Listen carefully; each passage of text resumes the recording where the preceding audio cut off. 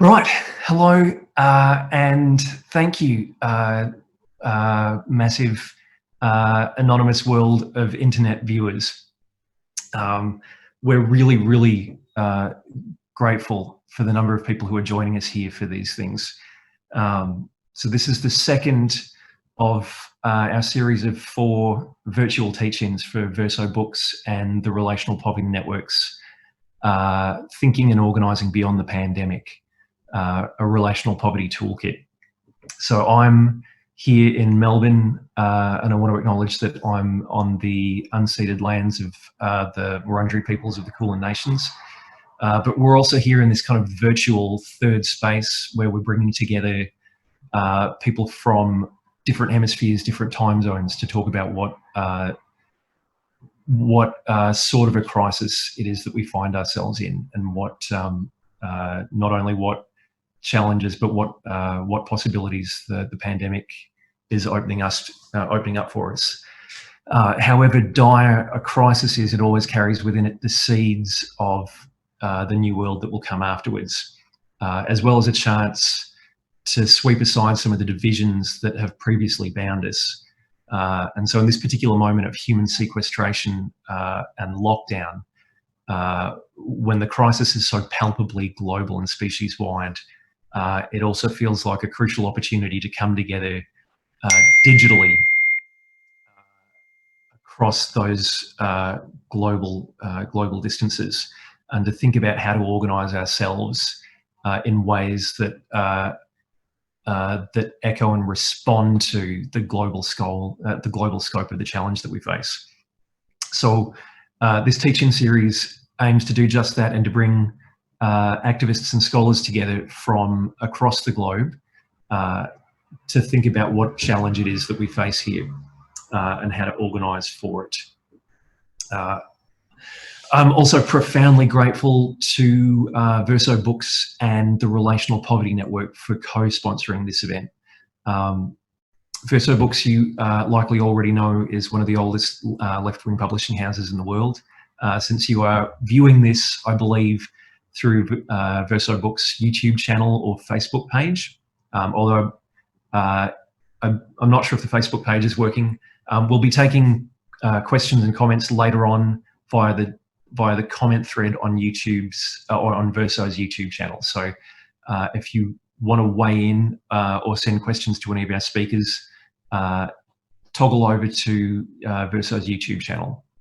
And then the Relational Poverty Network may be new to many of you.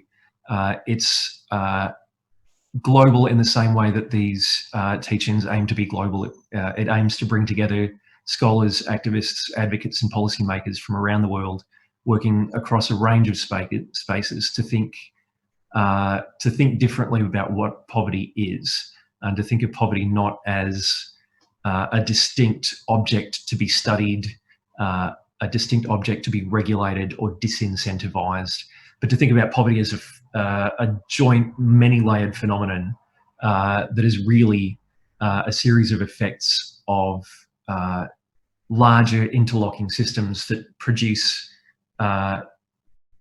deprivation and privilege in the same movement, that produce vulnerability and empower others in the same movement, that produce wealth and exploitation in the same movement. And so the Relational Poverty Network thinks about poverty as the intersection of any number of systems, from the carceral state to neoliberal austerity to gendered partner violence to species exploitation. And we need to refuse to collapse all of these things down merely to class or merely to identity, but to think about them all together.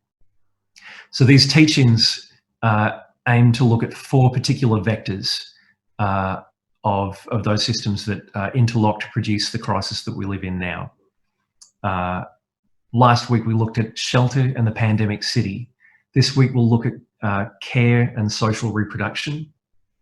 Next week we'll look at the economy and the new forms of economy that are emerging from this crisis.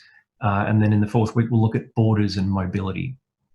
The Relational Poverty Network is also committed to think, because we're committed to thinking differently about poverty, we're committed to building an archive of conceptual tools to help us to do that.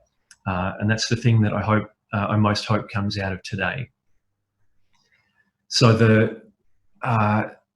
the moment that we're in, the pandemic that we experience, and the economic and social crises that emerge from it, tug at every thread of those interlocking systems that produce vulnerability and power, impoverishment and privilege.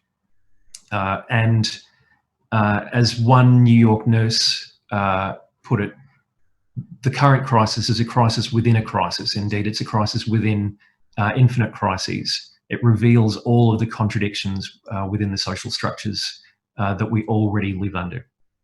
So this week, we're zooming in to look at questions of care and social reproduction, which you'll hear more about in a moment. But the ways in which the work of not producing value for capital, but the work of reproducing the social fabric itself has been stretched, tested, and must be reinvented.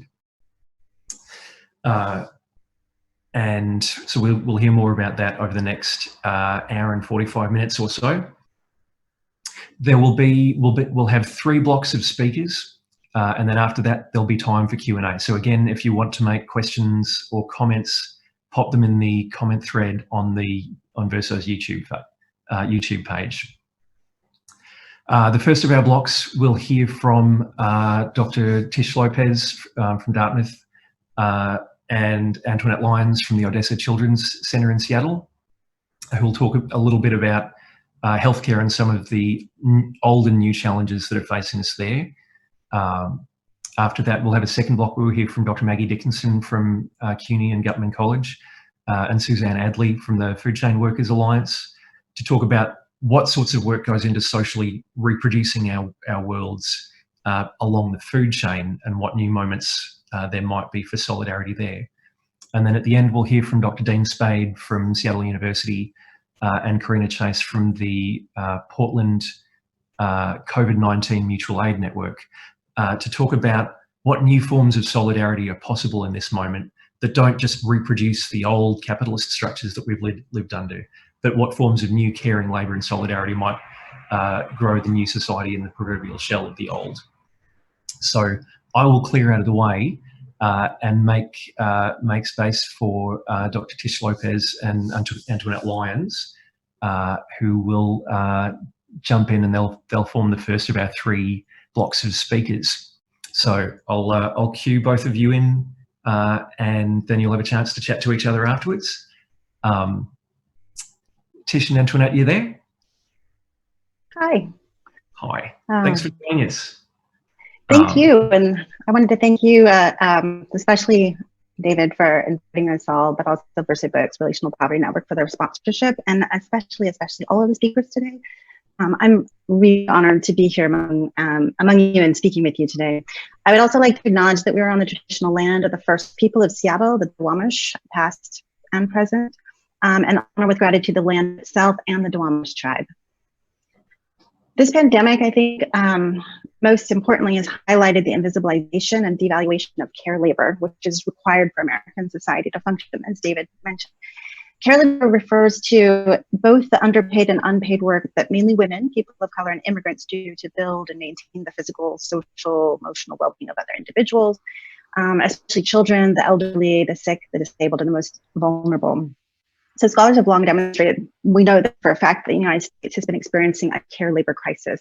There's a growing undersupply of care workers and family caregivers, and this has really been overly exacerbated really with the rise of neoliberalism. What the COVID-19 pandemic has done is actually dramatically amplified this crisis as the need for care has skyrocketed. We have tens of thousands of people getting sick, millions face new disruptions in their everyday lives, which often require additional care laborers. And to be clear, we often talk about this as like, we're all in this together, the new level. The social and biological impacts of this pandemic have been felt very unevenly and in very different ways across Washington State and across the US broadly. So what we're seeing right now is both the need for the focused attention on the care deficit and care crisis, which is becoming even more urgent under the pandemic, and especially for women immigrants and communities of color who are not only disproportionately represented in the ranks of essential workers and the newly unemployed, while also doing the majority of the childcare, the homeschooling, and the housework, they're also facing much higher rates of infection and mortality from COVID-19 within communities of color and immigrant communities. And so these are the two things I want to talk about today, sort of getting us going and thinking about this. So to begin with, women have been and will continue to be disproportionately impacted in terms of labor, right? So we know that 2/3 of low-wage workers in the US are women. In particular, the majority of the people who make up the frontline medical care during COVID-19 outbreak are women, or disproportionately women of color. About 91% of nurses are women, 19.2% of registered nurses, 29% of licensed practical nurses, and 59% of home health aides all identify as racial or ethnic minorities. Foreign-born nurses make up between 15 and 22% of the workforce, depending on the sector, even as foreign-born people really only actually make up about 13% of the US population. On the home front, while pre-pandemic surveys showed that men and heterosexual couples were doing more housework and childcare than they were 20 years ago, women were still performing twice the household labor as men. A recent survey during the pandemic showed that 45% of men believe they spend more time doing housework and homeschooling than the women that they live with.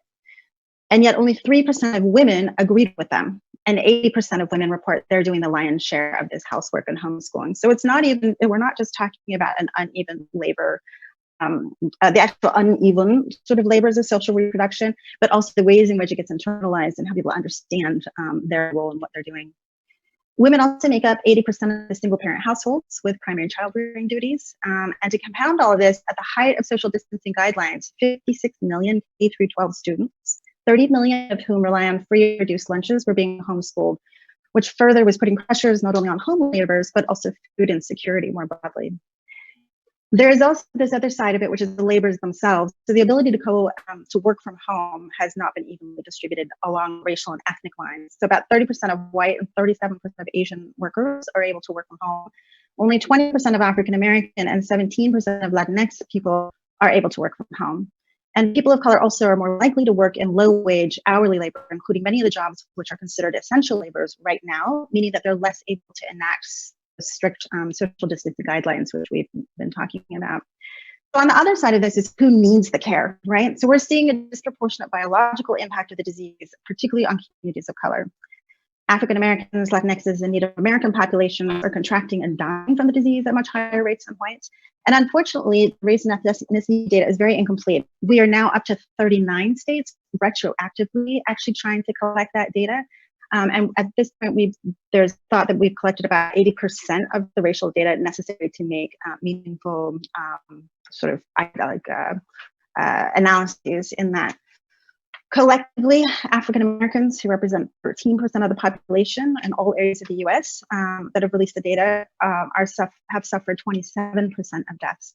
In Georgia, African Americans, who constitute 30% of the state's population, make up 36% of confirmed COVID-19 patients, 80% of COVID-19 related hospitalizations, and 50% of the deaths.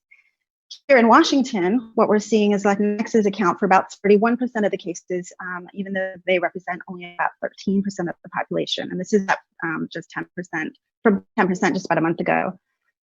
There's also further data that's showing, particularly here in Seattle, Khmer speakers, Spanish speakers, and Aramaic speakers are testing at much higher rates. So people whose first language is not English. And at the Navajo Nation, which saw its first case on March 17th, now has the highest infection rate in the country, surpassing infection rates of New York and New Jersey just this week. So there's a number of reasons, right? We know that for these disparities in morbidity and mortality, we've heard repeatedly people of color tend to live with the very comorbidities that exacerbated COVID-19 infection, to include diabetes, heart disease, obesity, chronic lung disease, which prompted Surgeon General Jerome Adams to make a plea to communities of color to cease smoking, drinking, and partaking of drugs, invoking things like Big Mama, and abuela, you don't want to upset your grandmothers. And yet, as we know, whites actually drink, smoke, do drugs at rates similar to or higher than people of color. People of color are also more likely to be uninsured. They're less likely to have access to sick leave if they get ill. If they are sick, they're less likely to see a doctor. And when they do, they're less likely to actually be given a coronavirus test. So I want to be clear about this. I'm not at all saying all this as if these are simply racial data points. These are outcomes of structural racism.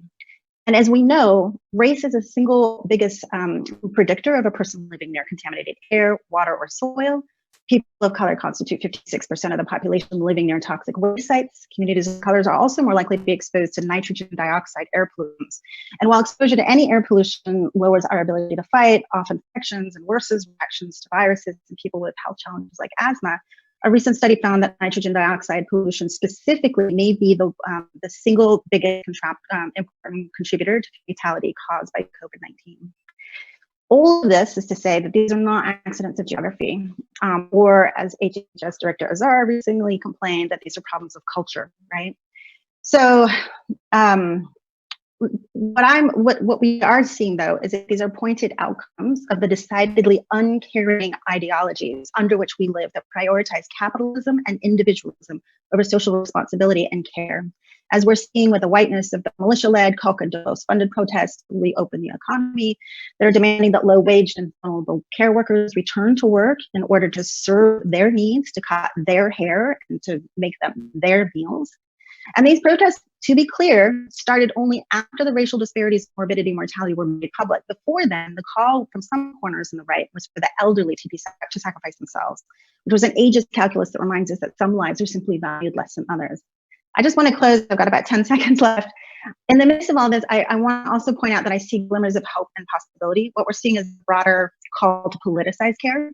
Activists and therapists have long argued that care labor should be and needs to be politicized, and we've seen this in everything from the global 1970s wages for housework movement led by women like Sylvia Federici and others, to the current global domestic labor rights movement led by women like Ai-jen Poo and Alice Julian of the National Domestic Workers Alliance, and that these movements who have argued for this visibilization of care labor that allows society to continue to function, but also for higher wages, stronger labor protections, etc. And I'll leave it there. Turn it over.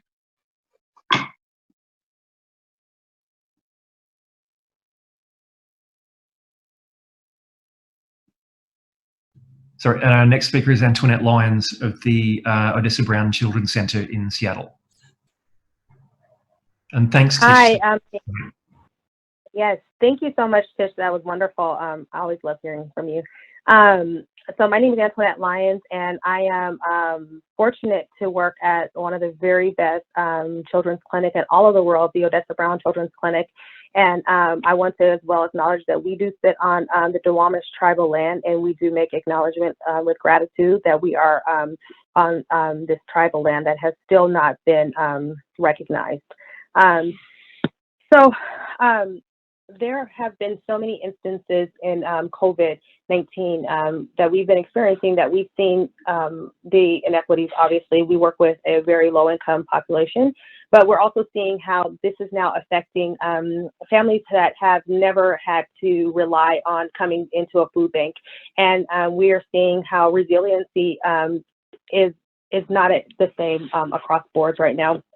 We work with huge immigrant populations, and in those immigrant populations, they do not qualify for the resources that someone else might qualify for who is a citizen. And so they have to work twice as hard as anyone else. And I think these are things that we've already seen, that there's so many populations that have to work harder than others just to get on the same footing. And these are families that are working hard and still not able to provide for their families at this time. And we are able to wrap around them and to support them and to pull on community support to help these families. We have a great deal of laborers, families that are on the front lines who are unable at this point to see their children because they are fearful that they could be transmitting something to their children. And so when we think about the impacts of COVID-19, it goes so far beyond health. It goes into mental health. It goes into community support. I think when Tish was talking about how some people want to get a haircut, well, there's some people who want to see their children every single day. And I have at this time, my nephew, he's been quarantined with us because his parents are both frontline workers who cannot afford to not work. And so they have to work, but they are fearful of bringing home something to their child. And so it's so sad. Every day they come and they look at him through a window, and we open up the door and they talk to him, but to not be able to hug their child, it's something that it breaks my heart every single day. And he wants his parents and they want their son. But this is the sacrifice that many people are dealing with today. And I share my personal experience, but I know that many other parents are dealing with this. I know we deal with a high level of families who are in kinship care at this moment. We've dealt with this in the past, but now more than ever, we're seeing more families who have had to come together and live together just to be able to survive, because housing has been such an issue. You know, we have a rent moratorium that's in effect right now. However, the problem with the rent moratorium is that it's over in June. But after June, all of that rent is still payable, and there are no resources that are available at this point to be able to support families. And so we have many multifamily homes that we are working to try and figure out how can we offer support. And there's so many families that are not able to just be in their communities any longer because of this. And so there's so many social impacts of this pandemic that I don't think that we're really going to understand for many years to come. We support several school-based healthcare centers, and in those, obviously, we have children who are no longer in schools, but they are still supposed to be learning. And every single Monday, despite what you have heard, every single Monday, we each go into a center and we print off at least 65 packets of homework for the week to send out to students who do not have technology access. And I can tell you those students are not students of color that we are sending those out to. Those are students whose families are working around the clock and they do not know how to access technology, and the children have to be their own teachers. These are students who are in the 3rd grade who are asking questions of someone else because their parents are not there, because their parents still have to work. And so we have so many families that are experiencing this in so many different ways with the technology inequities and, you know, not being able to have Wi-Fi. We have families that go to park and rides to sit and use the Wi-Fi for parents who are working. And so there's so many different ramifications of something like this. When we think about Odessa Brown, we support about 10% of the county's foster kids. We've had foster kids who have been diagnosed, but what happens to them when they're in a center and they're diagnosed? Where do they go to isolate? Those are questions that people have not had answers for, and those are things that we're seeing. We're seeing that kids who are in juvenile detention, they are being isolated in juvenile detention, having to stay in their cells. And these are children, and these are children who could go out on home monitoring, but they still want to charge for home monitoring services. So we are looking at how can we continue to support our community? How can we continue to support our families long term? How can we implement more services that can be done through technology, but then also for those for that grandmother who's now raising her grandchildren? How do we support her when she knows nothing about a computer and to log on to Zoom? So those are things that we're looking at right now. They're huge questions. You know, we say we're all in this together. However, we're so far apart. And there's so many people who were already so far behind, who are never, ever going to be able to catch up at this point, because the deck was stacked against them before, and now this deck has toppled on top of them. So we are working we're working with these families, and we are trying to do what we can do to give them a little bit of hope every day.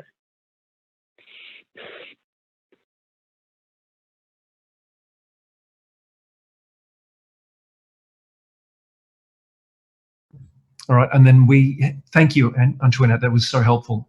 And then we have time for both of you to sort of chat and respond to each other very briefly. Yeah, and you know, Antoinette, as you're speaking, it's something that I have been thinking a lot about, is the in-school medical support that that Odessa Brown Children's Clinic provides. And one of the things I was actually very concerned about is thinking about the regular health checkups, things like birth control, things like STD checks, things, the things that, especially for teenagers, getting their mental health sort of attended to, picking up prescriptions, etc. How are you seeing this affect? Or are you, as in your role, able to actually sort of ameliorate that at all? So we have an amazing team of providers at our school-based healthcare centers, and for the most part, we have been able to do telemed visits with our youth. However, it's so difficult when teens are trying to get a confidential visit for birth control or anything like that, trying to leave the house to get your birth control when you're not supposed to leave the house. There's a lot of different implications that we won't see for many months.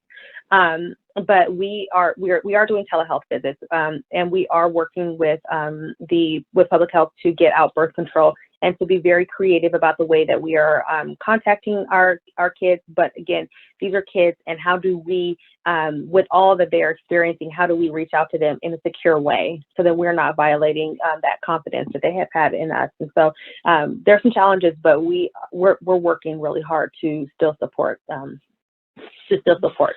students.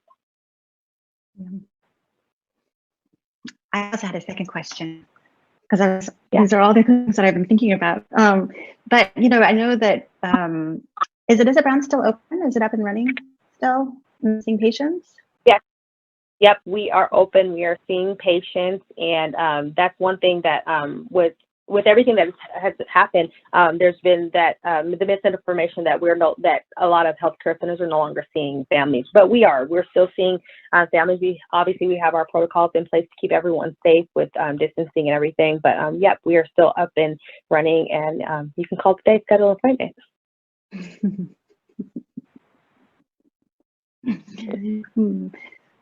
And I have a question too. Oh yeah. No, go ahead. Oh, go ahead. You said you had a second question. Go ahead.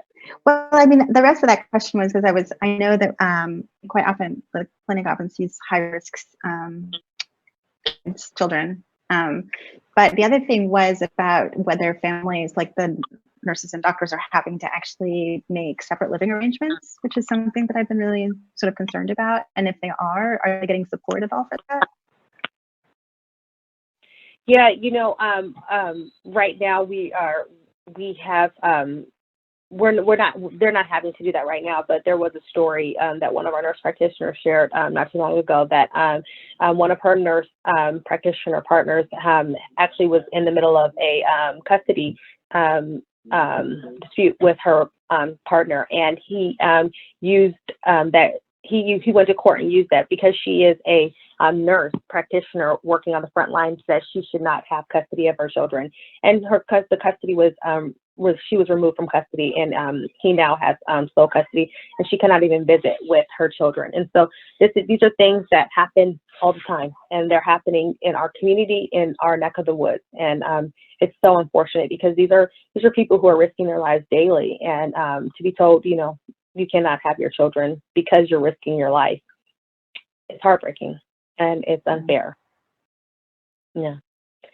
So what are some of the ways in which the pandemic is creating new possibilities and organizing strategies around essential labor and care laborers broadly? I'm actually glad you raised that question. So a couple of things that I keep thinking about as we're moving forward with this. There's this new sort of engagement with caring about and sort of the visibilization of care labor, which for so long has been invisibilized. But I think there's also these other ways in which there's a lot of mobilization around other forms, right, of care. There's actually a recent Guardian article that identified 100 distinct methods of direct action that are spanning both physical and virtual worlds that have emerged just since COVID-19, right? We also have sort of these new opportunities where, if we can pull $2.2 trillion out of thin air that's been doled out because of this crisis, we actually now have a new kind of power, I think, in being able to say things like, when we're asked, well, where's the money supposed to come from for universal health care or housing rights, whatever, it's available when it needs to be there. So I think one of the big things is we're actually not going to take those excuses quite so easily anymore.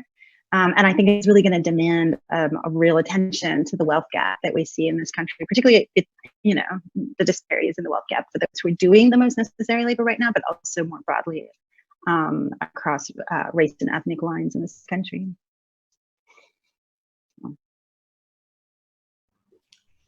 Thank you both. I'm not sure if you have any closing thoughts, or if you do, we'll have a chance to chat at the end as well. And I just want to repeat something that Antoinette said, that the deck was stacked before and now it's toppled on top of people. I really appreciate that, and I want to hold on to that phrase in my head as we go on. So if you're listening again, please pop your questions and comments on Verso's YouTube channel down the bottom there, and then we'll collect all of those, and then as a group we'll answer them at the end. Now I'd like to welcome our next block of speakers, who are Maggie Dickinson, who's an anthropologist and assistant professor at Guttman College, and Suzanne Adley, who's an organiser with the Food Chain Workers Alliance. I will get out of the way and let Maggie and Suzanne talk. So Maggie, you're up first. Thanks, David. And thanks everybody for being here. Thanks for getting us organized. Really appreciate being in conversation here with everyone. Suzanne and I are going to talk a little bit about what the pandemic has revealed in relationship to the food system. And I think in line with what Antoinette and Patricia were saying, a lot of what we're seeing is just a heightened version in many ways of things that were already happening, things that were already in place. This crisis is exposing what was all the dynamics that were already in play, both in the food system and in the world more broadly.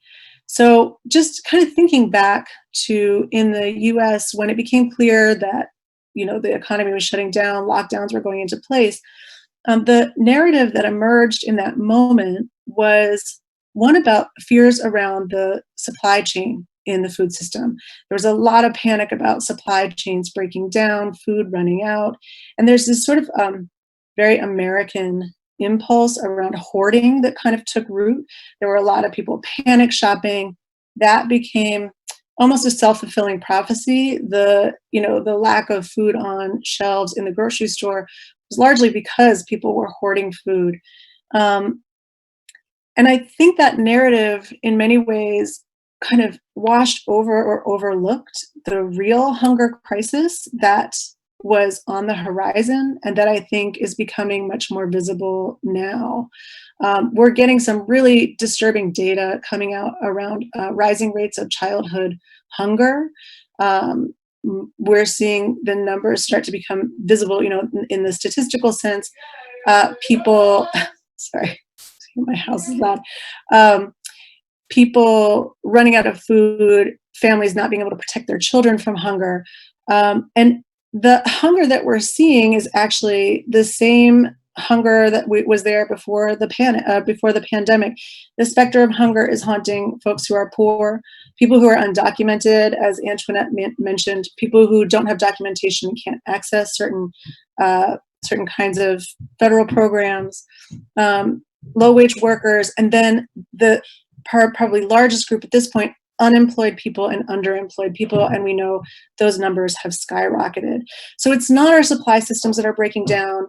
We actually overproduce in the most spectacular way in the United States, but it's our systems for making sure that people can access the food that actually exists, and those systems have been broken for a very long time. We're just seeing that in sort of technicolor at this point. So if we think, for example, about work as a system of distribution, right? Most people in the United States, the way you get the thing that you need is you go to work, you get wages, and then you buy what you need at the grocery store or in the market. Most people, many people, even before the pandemic hit, who were working weren't earning enough to be able to afford basic necessities, things like food and rent and the cost of transportation. Last year, nearly 40 million Americans received SNAP or food stamps.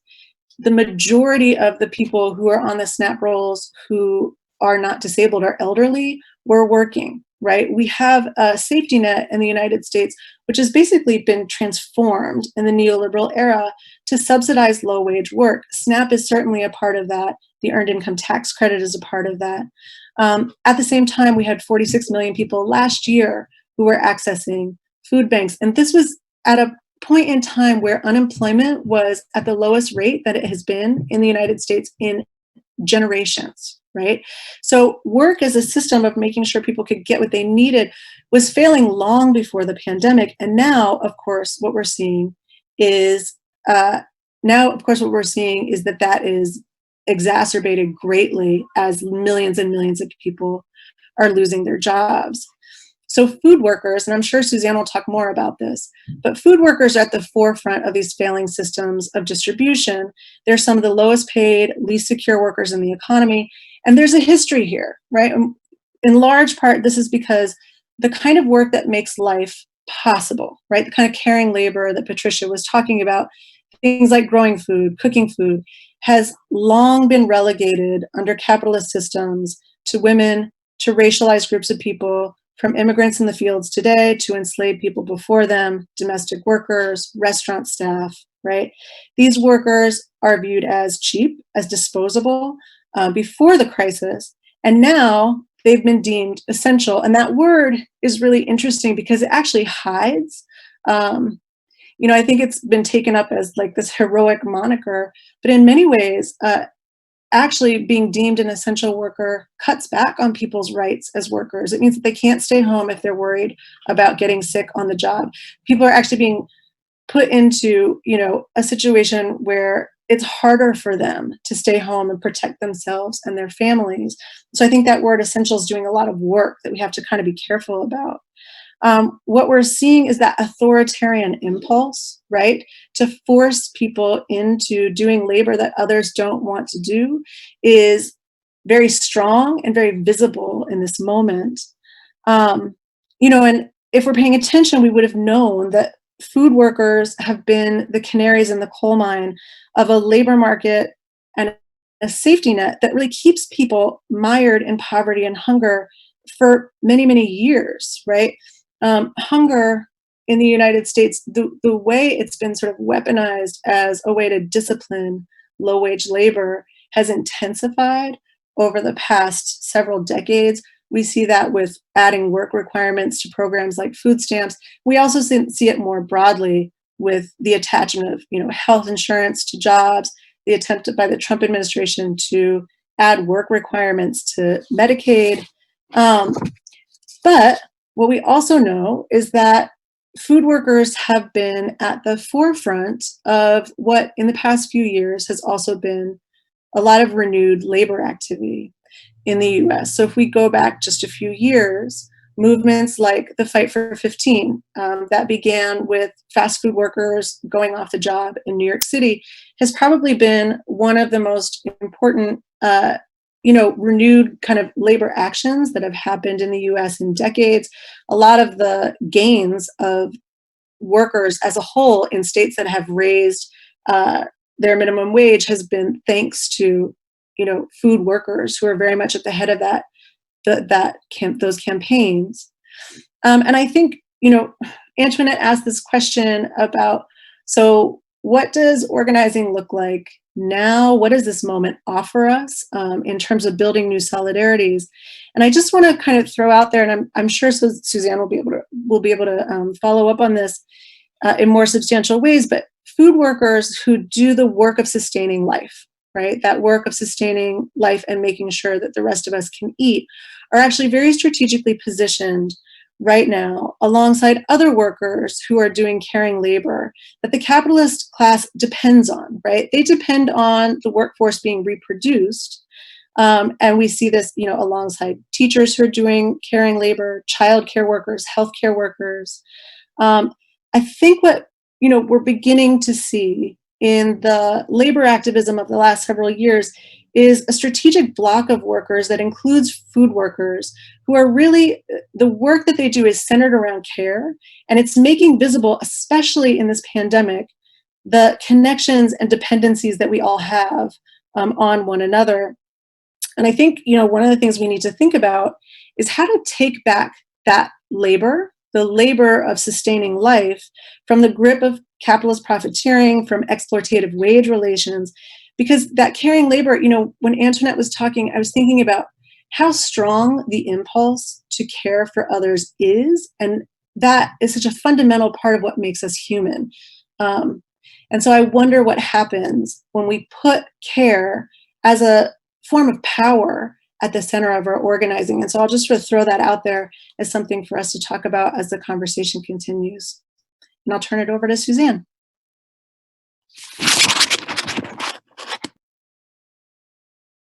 Thank you, Maggie, and thanks, David.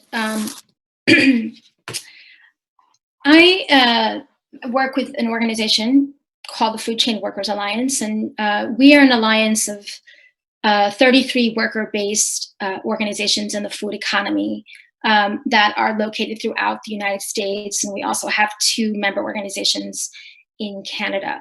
And collectively, we represent about 375,000 workers, a small fraction of the food workforce that labor throughout the food chain in farm work and processing, warehouse and distribution, retail and food service. And that includes street vendors, and it also includes public sector workers who serve food in public schools and public hospitals and other institutions. The Alliance came together about 10 years ago by a smaller group of 8 worker organizations and grew rapidly. And they came together with sort of a dual mission in mind. And one was to come together to think about how food worker organizations across the supply chain can organize collectively and build power throughout the food supply chain, but also build power as a way for food workers to become their own agents in movements to transform the food system, transform the labor movement, and also to be agents in movements that are challenging all the forms of oppression that impact them, whether that be their experience of colonialism and imperialism and being targeted by institutions like immigration enforcement and policing. And so, since this crisis began, we have been extremely busy answering media calls, answering calls for individuals who are realizing that food workers exist for the first time. And in some ways, that visibility is good. In other ways, there are competing narratives that we're sort of struggling to put out there. And one of the first ways that we're trying to sort of uplift worker-driven narrative is to make sure that anybody who comes to us to talk about how food workers are currently being impacted, that they recognize all the pre-existing conditions of food labor that preceded this crisis. And those conditions exist for many reasons, and number one being that the food system is one that is profit driven and increasingly made up of corporate consolidated US based or global corporations that rely on cheap labor in order to provide people with cheap food. That also, is, and a system that is not only harming workers themselves, but is sort of it harms the food system in ways that it is creating more processed, less nutritious food, and it's also harming the environment and whatnot. And this is sort of consistently part of our analysis. So food workers are the largest workforce in the United States, making up at least 22 million workers.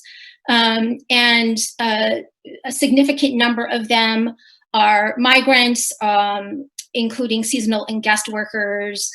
There's also pockets of food workers in different sectors that are made up of refugee communities. And depending on the workforce, high rates of participation in the food workforce from Black, Brown, and Indigenous communities, but not exclusively. I mean, there are many low-wage white workers who are part of the food workforce as well. Food workers have the lowest median wage of any workforce and are the most food insecure of any workforce and rely on benefits like SNAP also more than any workforce. And in the case of restaurant workers, which is actually the largest sector of all the food supply workers, they have for years made to be given subminimum wages because they rely on tips. Food labor also has within it already a lot of pre-existing health and safety issues, whether that be pesticides or heat stress that impact farm workers, high rates of injuries and chronic health conditions, including mental health, as you can imagine in the warehouses and poultry processing. And that is only increasing with the increase of production that we see now and increasing of line speeds, et cetera. Food labor is also a place of very high rates of racialized and gender discrimination and violence. Farm workers, women farm workers and restaurant workers have the highest rates of sexual harassment and sexual violence as well.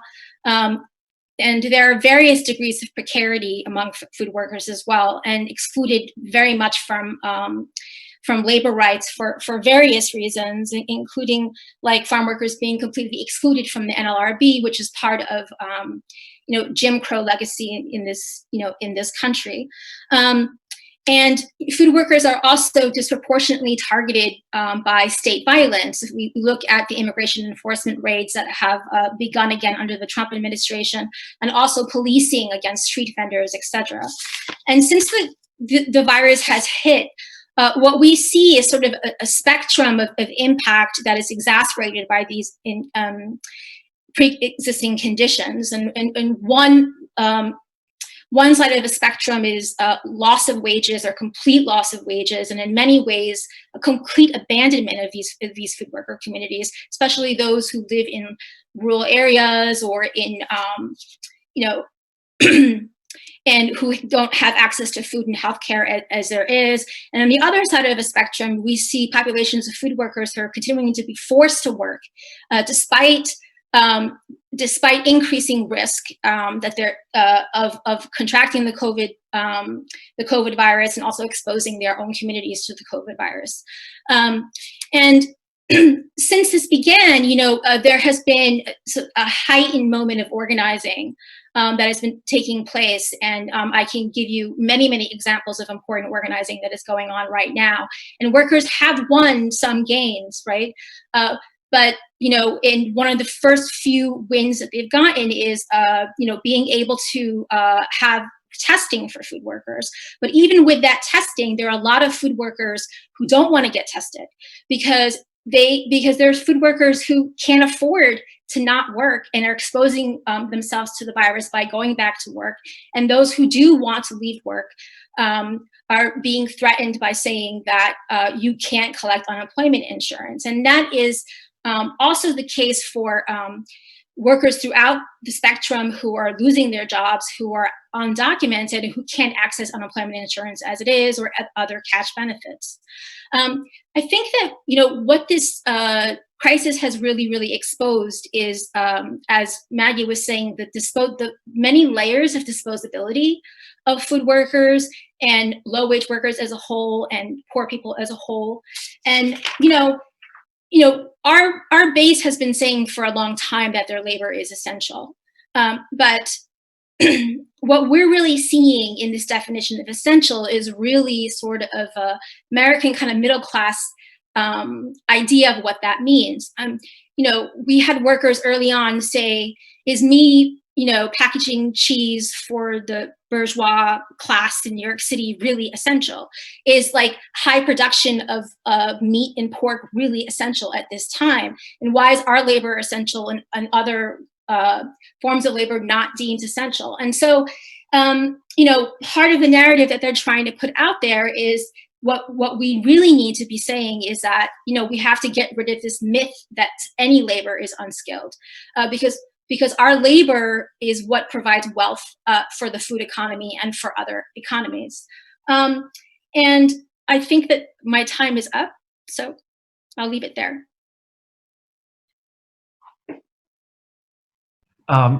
Suzanne, thank you so much. I've got so much to chew on now. And both of you have a few minutes to respond to each other.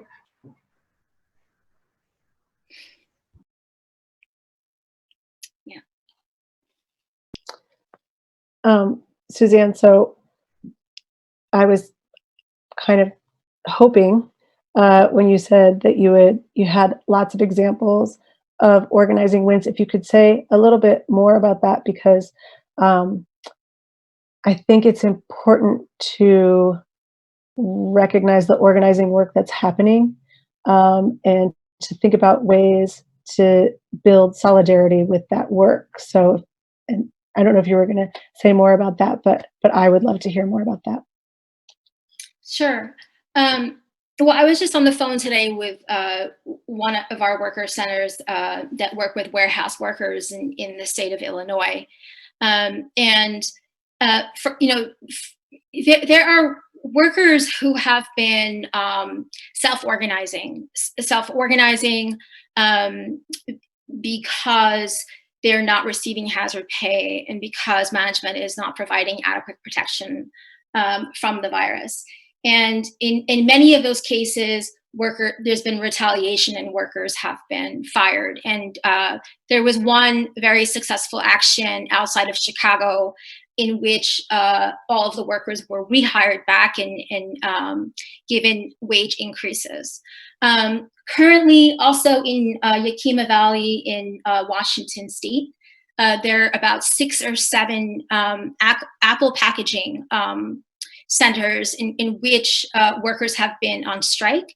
And in Missouri, one of our member organizations has launched a lawsuit against Smithfield, where they process meat, and part of sort of a campaign to win health and safety standards for workers. And what we've seen is that there have been many types of actions that have pushed employers to increase the health and safety protections and increase wages at this current moment.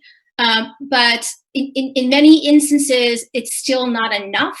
And I would just say that, we do our best to talk to our members as often as possible.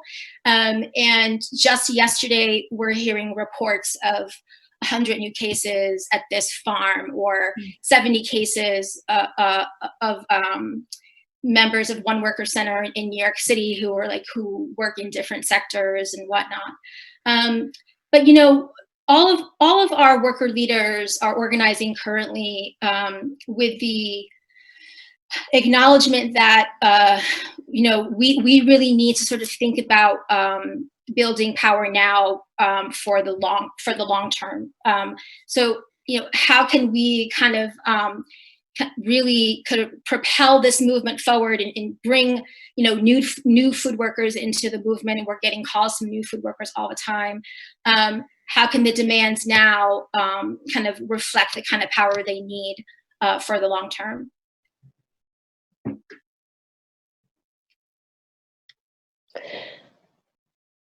Oh, and I was just going to say, so, one of the things that's become very clear, I work at a unionized university, and we're facing budget cuts right now.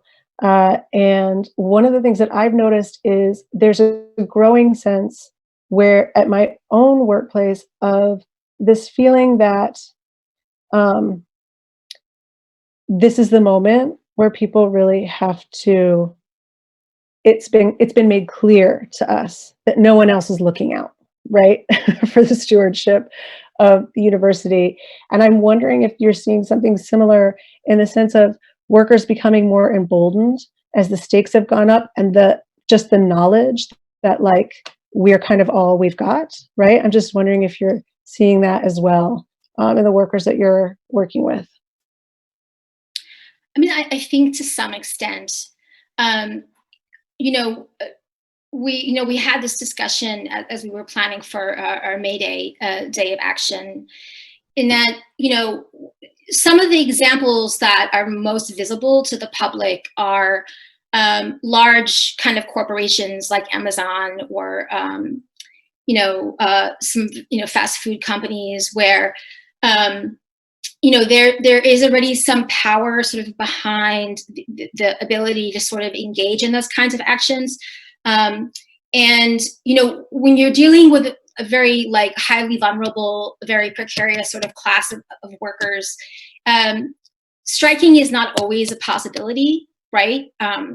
And so they are emboldened, and they are thinking every day about how to escalate action in a way that's most impactful.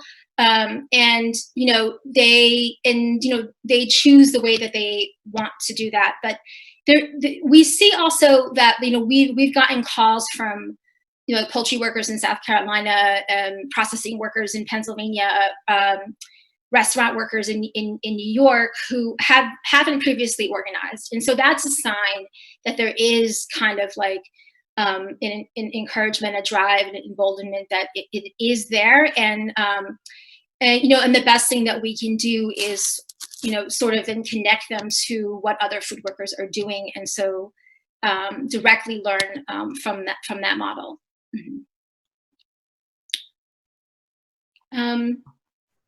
I was going to ask you actually if you maybe can expand a little bit on what you were saying about care as a form of power. Yeah. So I think oftentimes because we associate care with sort of feminized labor, labor that's been racialized for hundreds of years, that we often sort of downplay that element of it. That care is essentially about solidarity and connection.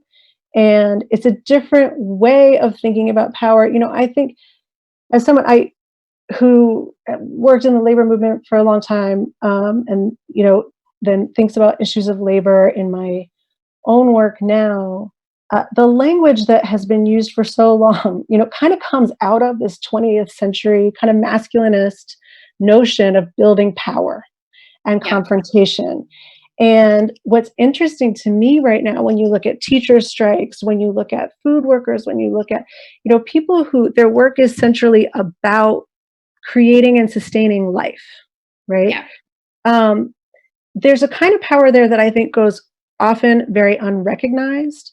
I think that has to do with just, really patriarchy and racialization that in some ways have downplayed that kind of work and the importance of it, and also understanding it as a source of power, right? That's very different from that kind of masculinist confrontation. And so I think about that a lot, especially because, if we're thinking about organizing as building the world that we want to see, putting care at the center of that is actually, and I'm curious to see, the folks who are talking about mutual aid, if there's some resonance there, like if the work that we want to do is a world that's more caring, then how do we organize in ways that's actually building towards that?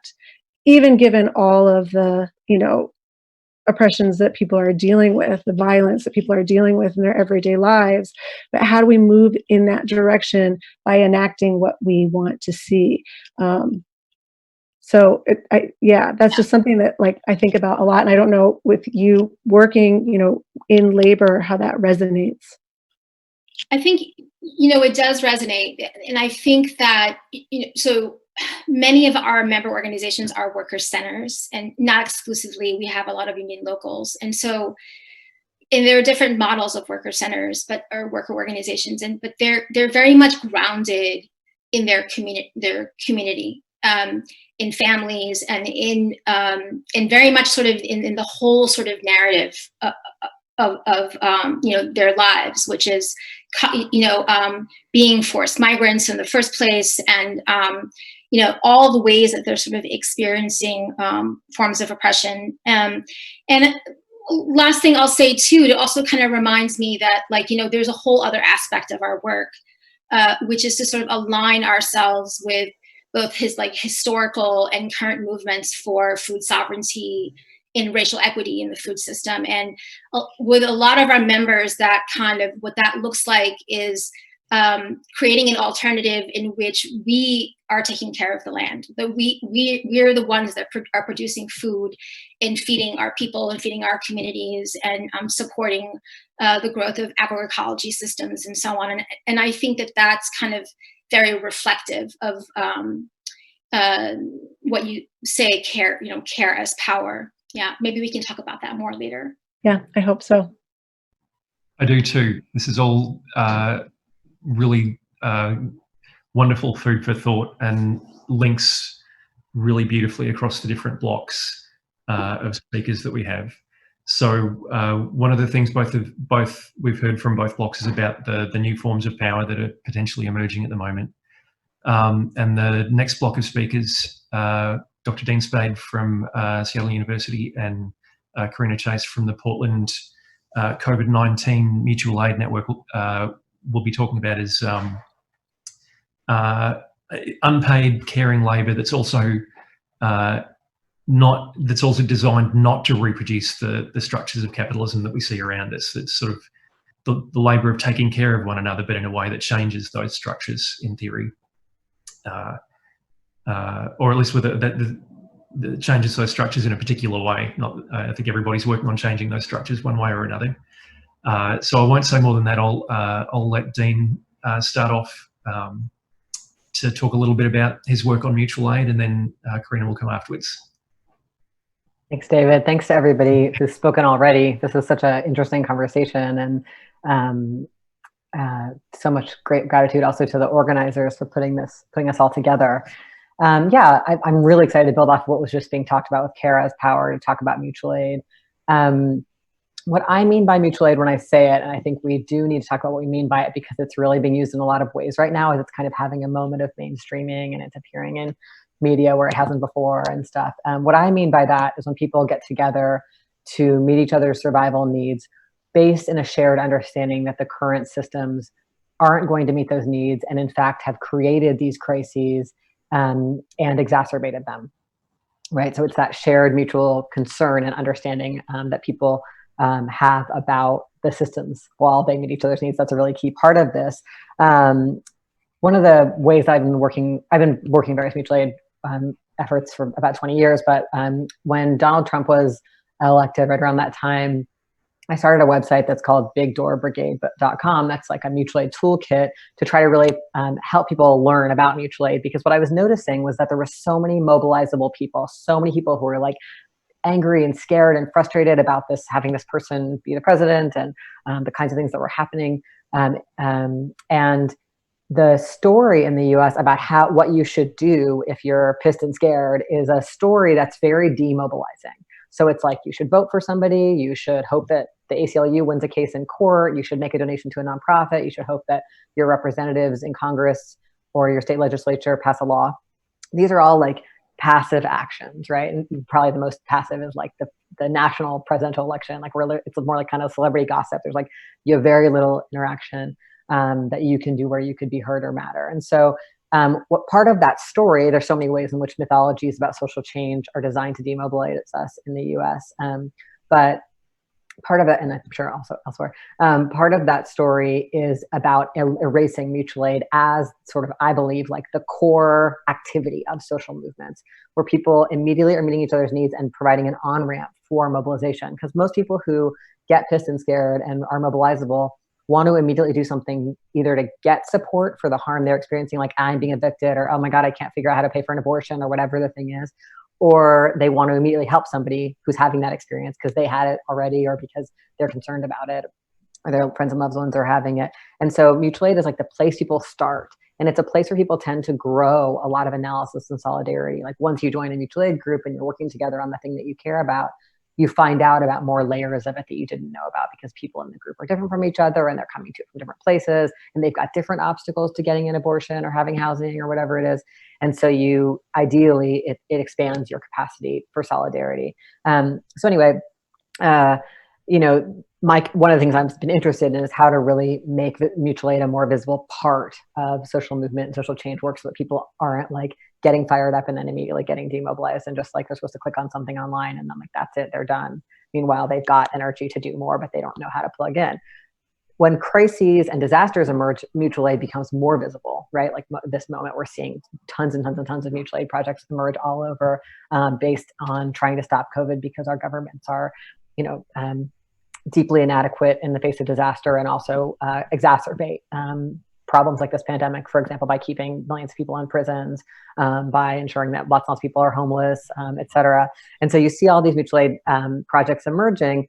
It's important, I think one thing that's important is to tie those to the mutual aid strategies that are used in an ongoing way against the ongoing disasters of white supremacy, colonialism, capitalism, right? People are always doing prison letter writing projects and always doing childcare collectives and providing housing to people coming out of prisons or foster care, or doing abortion funds, or giving each other rides to visit relatives in prisons or whatever. I think mutual aid is part of all these powerful social movements, you know, going back for a really long time, to before we needed to have mutual aid, like before capitalism disrupted our abilities to care for one another and meet our needs in the ways that it has, that has caused the crises that require us to have mutual aid projects. I think the other, you know, key thing that I've been trying to express in some of the kind of popular ed work about mutual aid is just its distinction from charity, because we live in this period of nonprofitization where part of the demobilization is that we're all supposed to expect these elites who run nonprofits to like come up with like the answers to poverty, or like the solutions to criminalization, and we're just supposed to sort of wait. And there's an idea of like elite expertise that's like distanced from us, as opposed to the reality that like most of us can tell why people are poor. It's because like some people are rich and are hoarding everything, you know, or like why they're like because we need free transit in our town, or because we need childcare or whatever. Like most people are pretty aware of the conditions that are harming them, and have pretty great ideas together about how to shift that. And so part of distinguishing from charity, what makes mutual aid projects different from charity projects, is that they tend to not have strict eligibility criteria that's about sorting the deserving and undeserving poor. And they tend to often be volunteer based instead of like funded by elites, like as a nonprofit, to like come up with answers that the elites can stand. There's a lot of them are more horizontal than nonprofits. They have a really different framework. It's not this framework of volunteerism, of the kind of Reagan Bush 1 era volunteerism that's sort of like, how can volunteers supplement capitalism? It's instead doing mutual aid work as about like meeting the needs right now with the idea of being tied to movements that are trying to get to the root causes, right? And so that we stop having anybody be homeless, or having anybody be hungry, or having anybody not have what they need. I think in this moment, that's one of the questions that I just want to raise for us. I think that mutual aid is being narrated in a lot of public places as just something that we do like to try to get the state to do it instead. And I think for some of us, that's not what we're imagining. Like, I don't imagine that. When I look at the history of poor relief, I can see that consistently when the government does grant a concession and provide some kind of relief, it always leaves out very vulnerable people, like undocumented people or criminalized people. And it always contracts poor relief again as soon as the crisis is over and we're not threatening. So I don't think that my goal is not to just have the government, which is a colonial, racist, patriarchal government that will always provide it in that way, provide it. I think our goal is instead to actually produce our capacities to meet each other's needs, to start to imagine what if we had food and healthcare and transportation and energy systems that were actually collectively self-determined, run by the people affected by them and working in them, instead of just hoping that a little bit of pressure will cause the elites to give us concessions. Concessions sometimes do happen, and concessions are happening. We're seeing increased unemployment benefits, or we're seeing, you know, evictions, moratoriums. Those I would consider concessions to the power, the people power that builds in moments of dire conditions like this. So the question is, how do we keep that fire burning? How do we keep mobilizations happening and growing and becoming bolder and bolder, instead of having the concessions, kind of demobilize people, or just like the shifting terrain demobilize people. Or another big problem for mutual aid organizations is like, people burn out, people have a lot of conflict, people don't create good decision-making processes inside their organizations. So then it leads to problems. So I think another part of my work, which we can talk about if it makes sense, is like, what are some like strong practices for building infrastructure inside mutual aid organizations that make them sustainable and make them like not get defanged and not get co-opted, infiltrated, criminalized, et cetera. So yeah, I just want to like leave with saying that that idea of care as power is central to my understanding of what is the best possibility of mutual aid. And it is about like letting ourselves imagine what if we had systems that meet our basic needs, that were actually run by people in them instead of run for profit to extract as much as possible from all of us.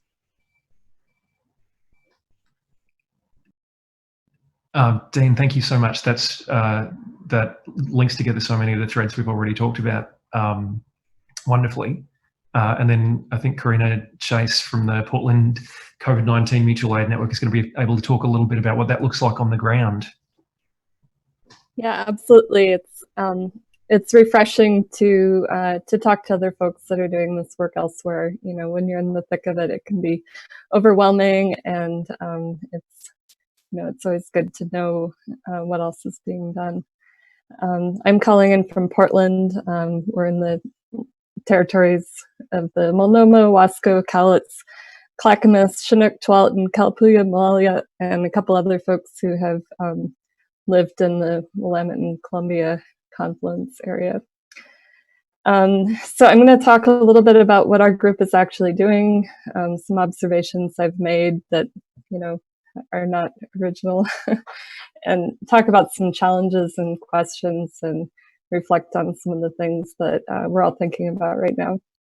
So there are a couple, as we've talked about, there are many mutual aid projects that are popping up all over the world, and even in Portland, we have several different projects. And the one that I'm involved in is centering on getting food and supplies to people through volunteer network.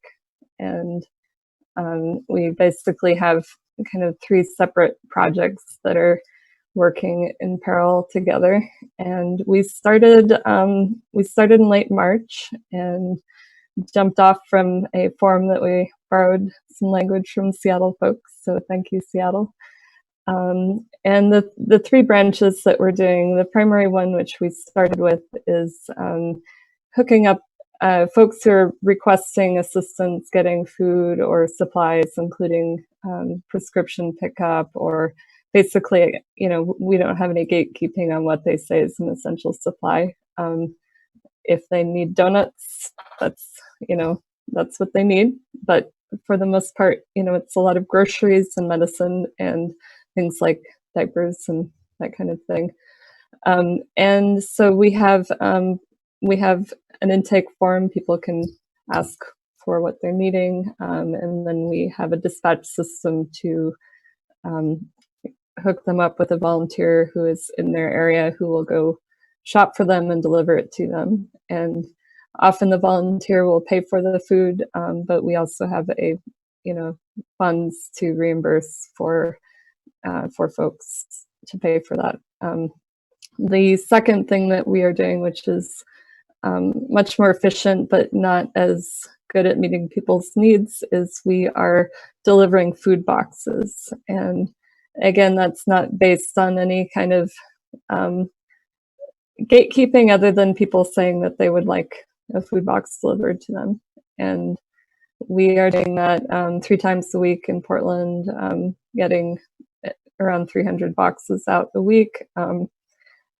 And again, it's all volunteer supported.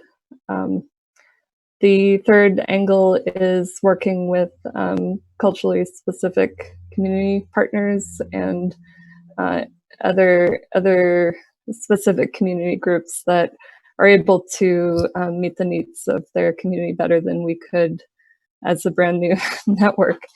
So for instance, we work with Join, which is a houseless outreach organization. We've worked with the Somali American Council of Oregon, and other groups like that, where we can get a list from them of what they need, make a purchase, and they can deliver it. So we have experienced many of the the things that Dean has talked about for being common struggles for mutual aid organizations. One of our big issues is because we set up so quickly, we have restrictions based on the language in our GoFundMe, and the struggle between doing horizontal organizing and doing it in the mutual aid anti-capitalist framework, and also doing that in the context of we live in a capitalist system, and in order to get these needs met, we have to be dealing with money, is it's a significant challenge.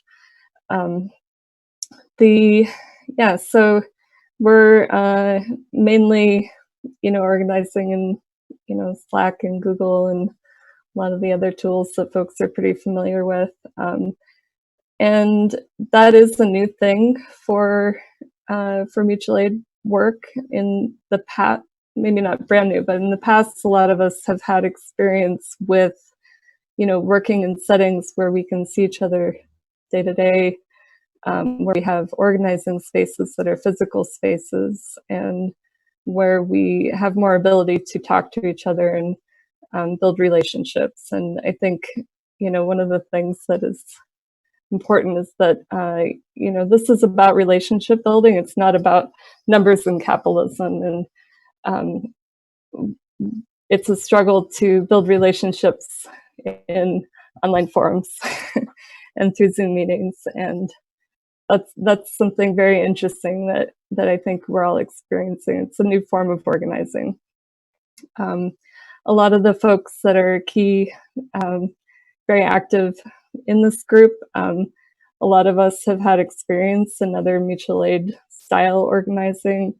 And I think that kind of allows us to pivot into this emergency response and to be able to anticipate some of the needs and problems that are coming up.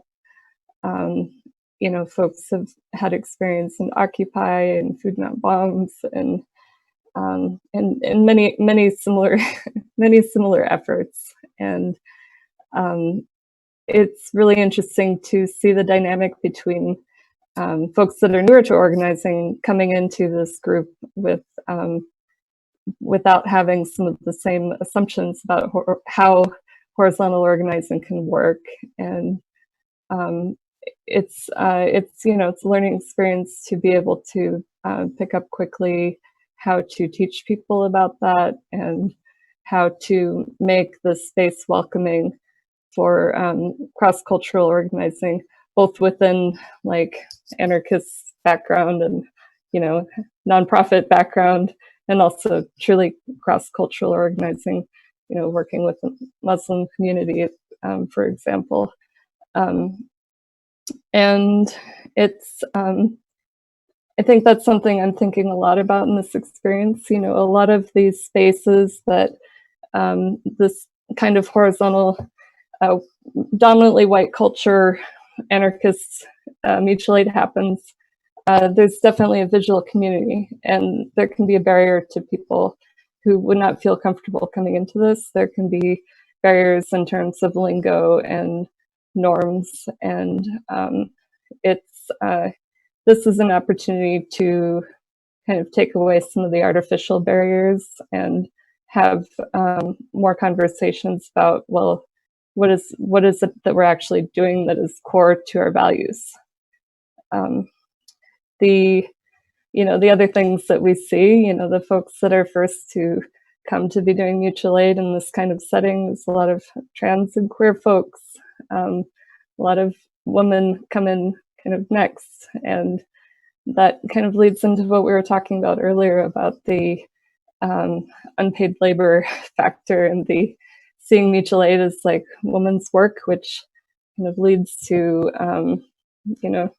the folks in this network are in a capitalist framework. We're doing 10-hour days of unpaid labor. And that's not that it should be paid, but that we should all be in a setting where that's valued. The other thing about the mutual aid network that is my experience is that, it is folks that know what it means to have a virus that is not being addressed by the government. And, both the Black and the LGBTQ communities, especially with the AIDS epidemic, folks in older generations than mine have had a very serious experience with that. And the way that people are helping each other is similar. People that are able to be involved are, many of us are also underemployed, so we have the time to put in energy into this.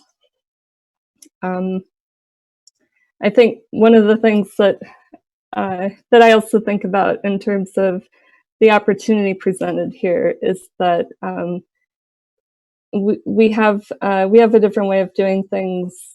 Mutual aid is about solidarity and relationships and valuing things other than money and numbers.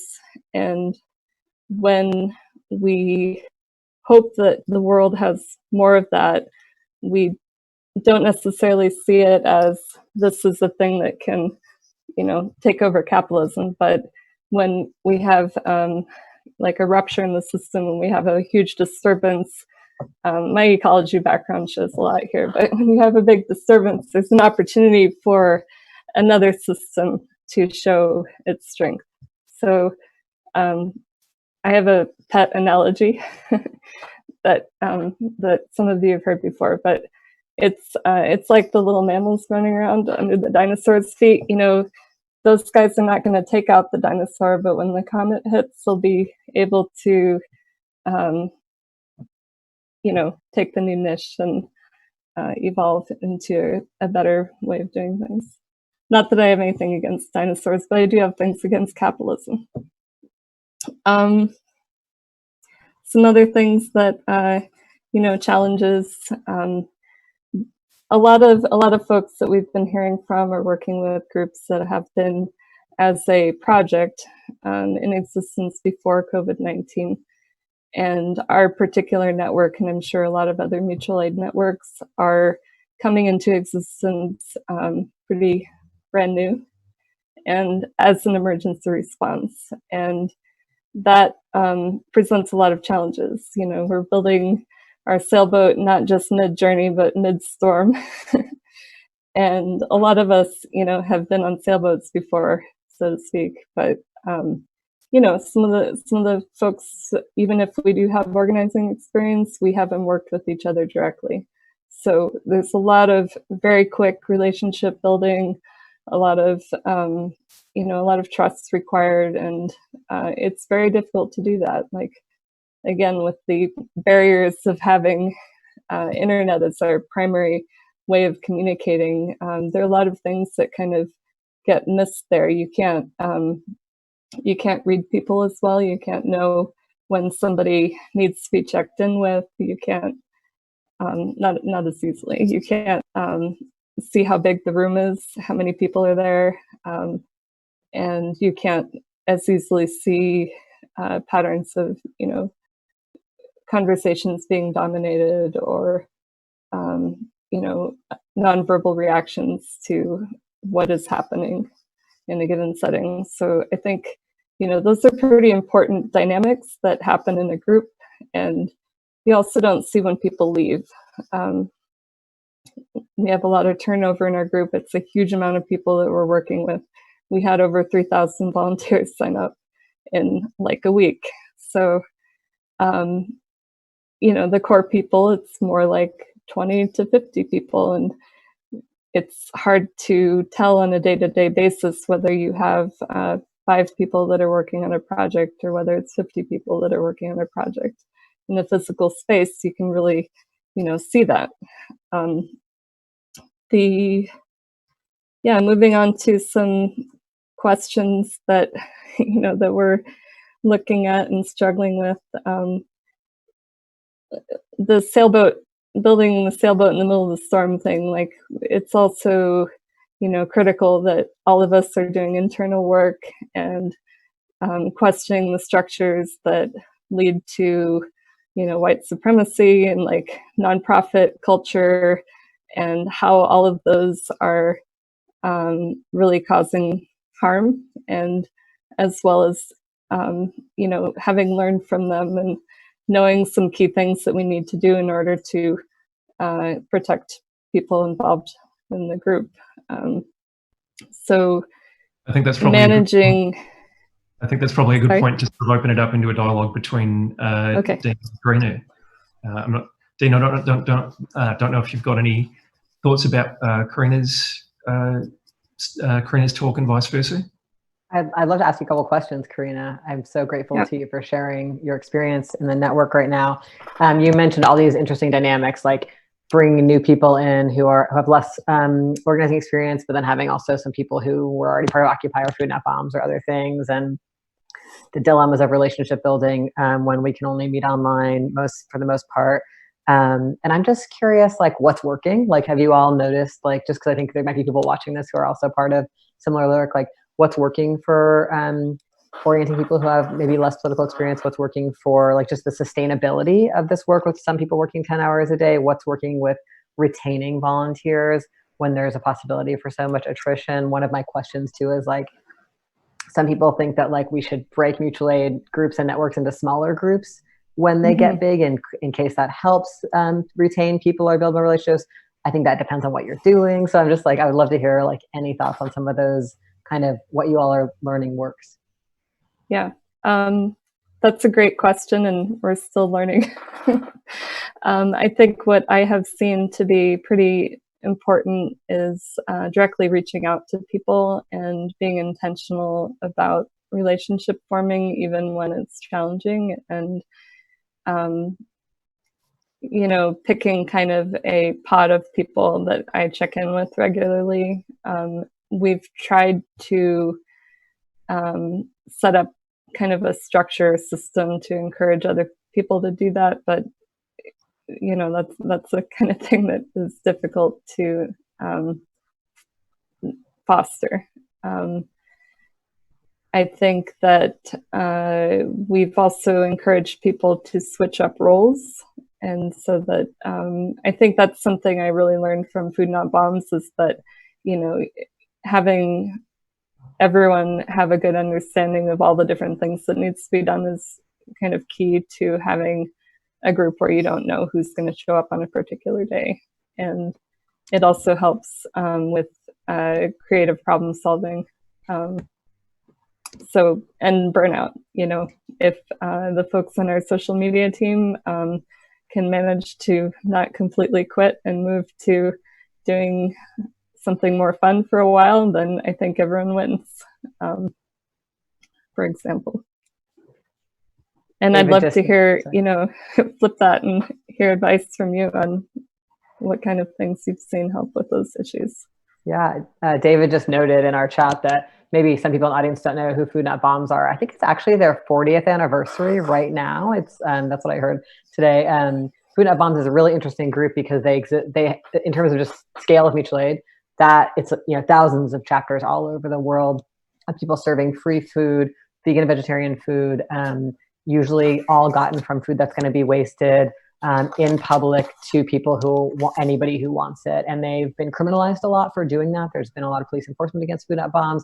It's a really great example of, there's actually some really good interviews with Food Not Bombs founders and participants on various podcasts. I recommend looking into it, just because for those of us interested in mutual aid, it's an interesting model because it was replicated so much, and because it's fed so many people. And I love what you just said, Corrina, about like people switching up roles and acknowledging that the more we all know how to work the whole thing, the more sustainable it is. I think part of that too is like, I think people burn out a lot when they feel like I'm the only one with the global view here. I'm the only one who actually knows where all the pieces are moving. And a lot of times like founders get in that role and then can become like really controlling, or can become resentful, or just like exhausted. And all of that to me is about like internalized capitalist and hierarchical and sexist, racist roles that we learn about what work is.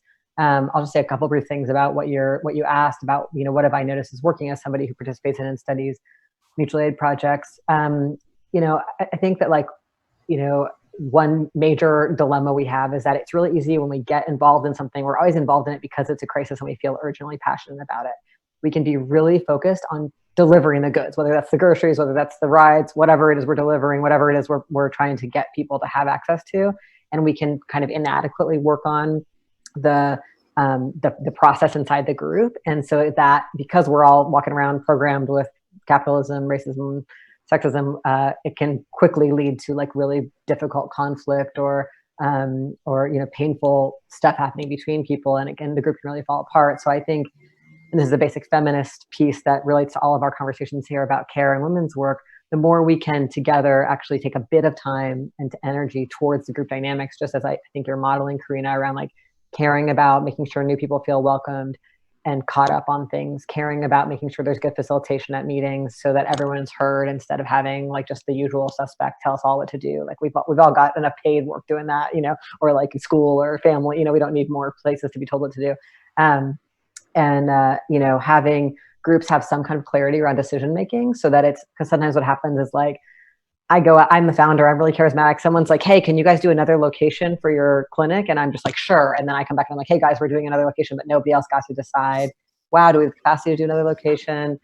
Is that location our priority? Or is it just because it's Dean's friend, or Dean wanted to look good right then, or say yes to people, whatever. So making sure we have some shared understanding about how we make decisions together and actually practicing co-governing, which is something most of us haven't had any chance to practice because we live in a society where we're always being bossed around at school and work and our families and churches.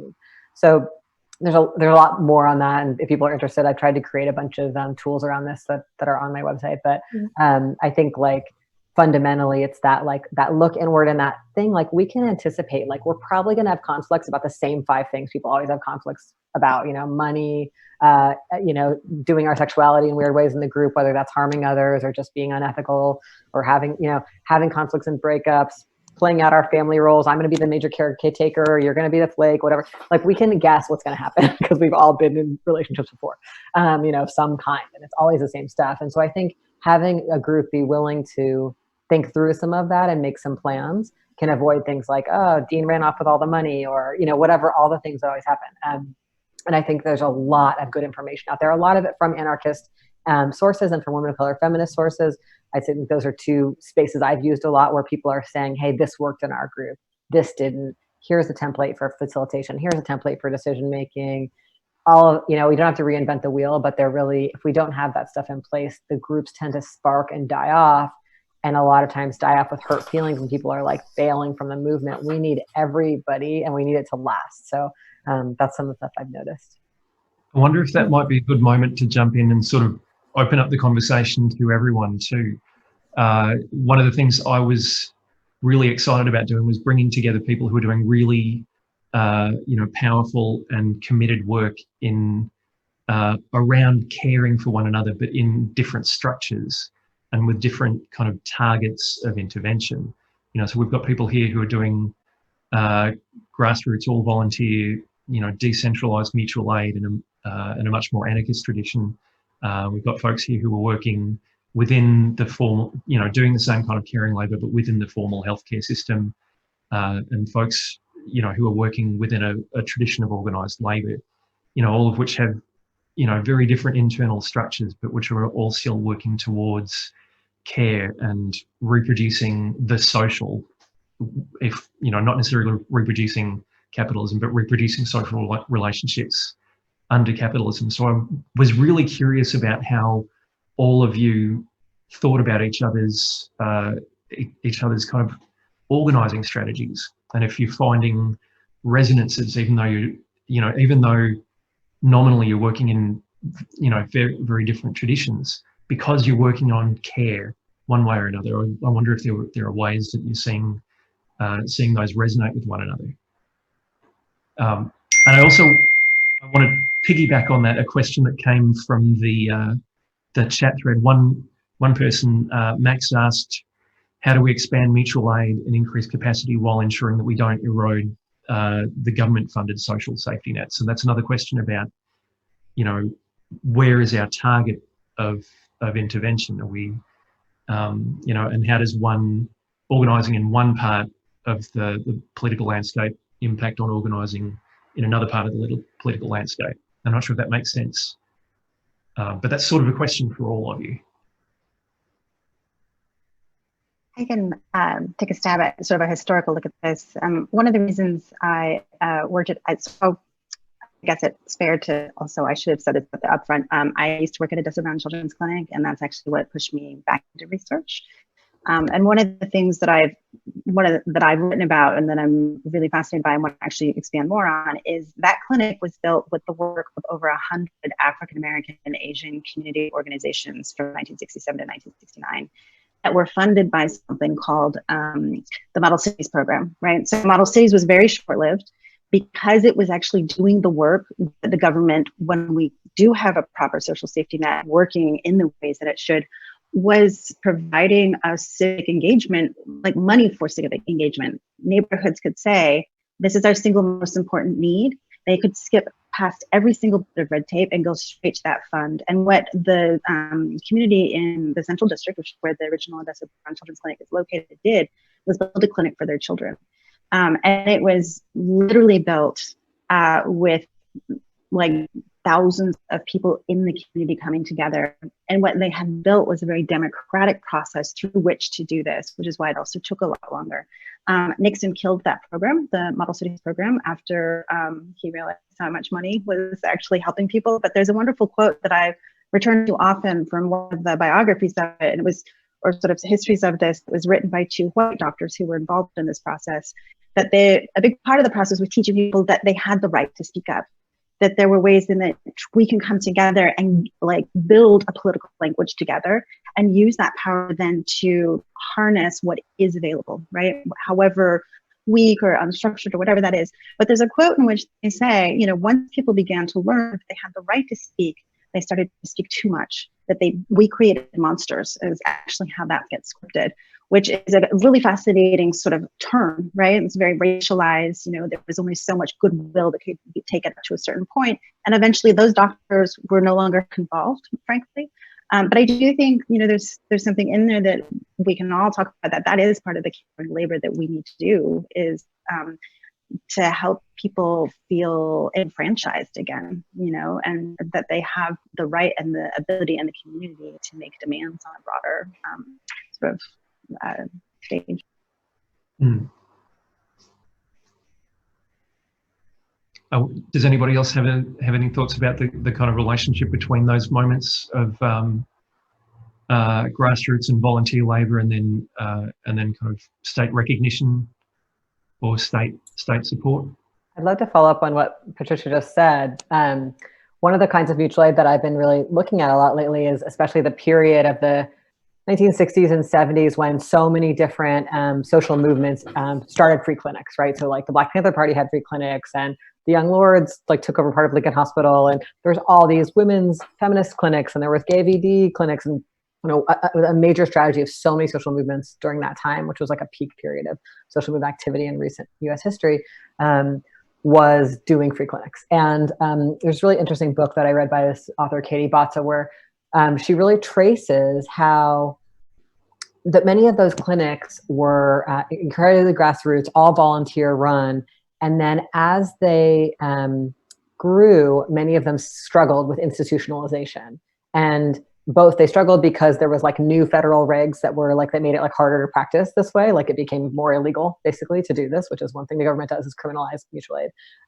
It ignores it, it criminalizes it, it co-ops it, right? And then also these clinics over time became like funded to do this work, right? And so that's the co-optation, so that they stop being volunteer-based places and they become entirely professionalized. And in the case she's specifically tracing, like the gay ones, they became like more racist and like more anti-poor, you know, all the things that happen when things institutionalize, right? And they left out lesbians, or more about gay men, and all of the, you know, things we can imagine. So I think one of the questions we can look at more broadly is that in the 1960s and 70s, we have these huge, robust, so anti-colonial, anti-racist, feminist, et cetera, social movements, anti-war. Mutual aid is a major strategy they're all using. As there is a criminalization of those social movements and a co-optation, we see the growth of the nonprofit industrial complex and the move to kind of capture that work and to professionalize it and to demobilize most people. So most people can't participate. You can't go just like work at the local clinic. You can be a patient or you can give money. Like that's the way all kinds of things are. Don't mean to like pick on health, but like it's just all over our world. And then you can like want the government to give more to those things. Like that's the only thing you can do. And so I just want to say, like, I think coming from like a perspective that's critical of institutionalization, I think it's important that our mutual aid efforts are threatening to the government and that sometimes they co-opt them and try to provide the same thing, although they always do it in ways that leave people out. And they leave the most vulnerable out, and they reproduce systems of privilege and hierarchy.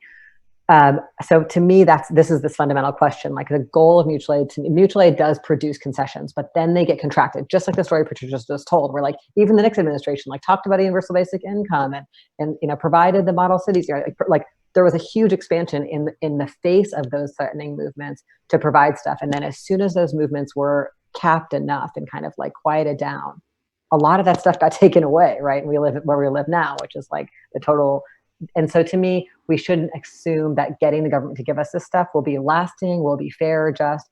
And that's why my perspective on it is that we can celebrate those concessions when they happen as signs of the strength of our movements. But if they demobilize us, we've lost. Because the real point for me is, can we build our own community-based ways of producing this stuff that are not tied to capital?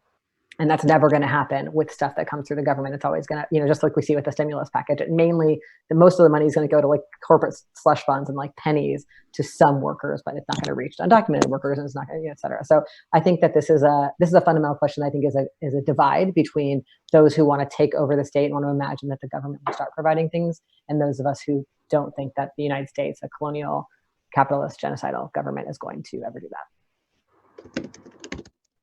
that. What could I also ask Antoinette and Suzanne how some of that resonates with you? Because both of you, in different contexts and different ways, are working with people who, are doing paid work and also are doing a lot of unpaid work. And the line between those two is, I would assume, the line between paid and unpaid work there is a bit blurry. Do you have anything to say about the way in which people's work is recognised and institutionalised, or moves between kind of recognised, institutionalised, paid, and informal and unpaid? Not sure if that's a useful way of framing it. Yeah, so with us, it's one of those things, like I think about, we call it food security program, really supporting our families who are accessing or needing to access food from the food bank. We have given out to date, we're coming up on 1,000 food bags that we've handed out to our families, and how that's a piece of it. However, getting the food bags assembled and getting them ready to go out, that is that unpaid part that a lot of us are doing, because it is such a need for our families to have food. So we have to partner with our local food banks, because they just do not have the staffing to be able to support our all of our needs in the community. So it's a gray line, and is a very small line of how we are going to be able to continue to have paid work, but then as more needs arise, we have to start getting creative with how we volunteer to support those needs as well.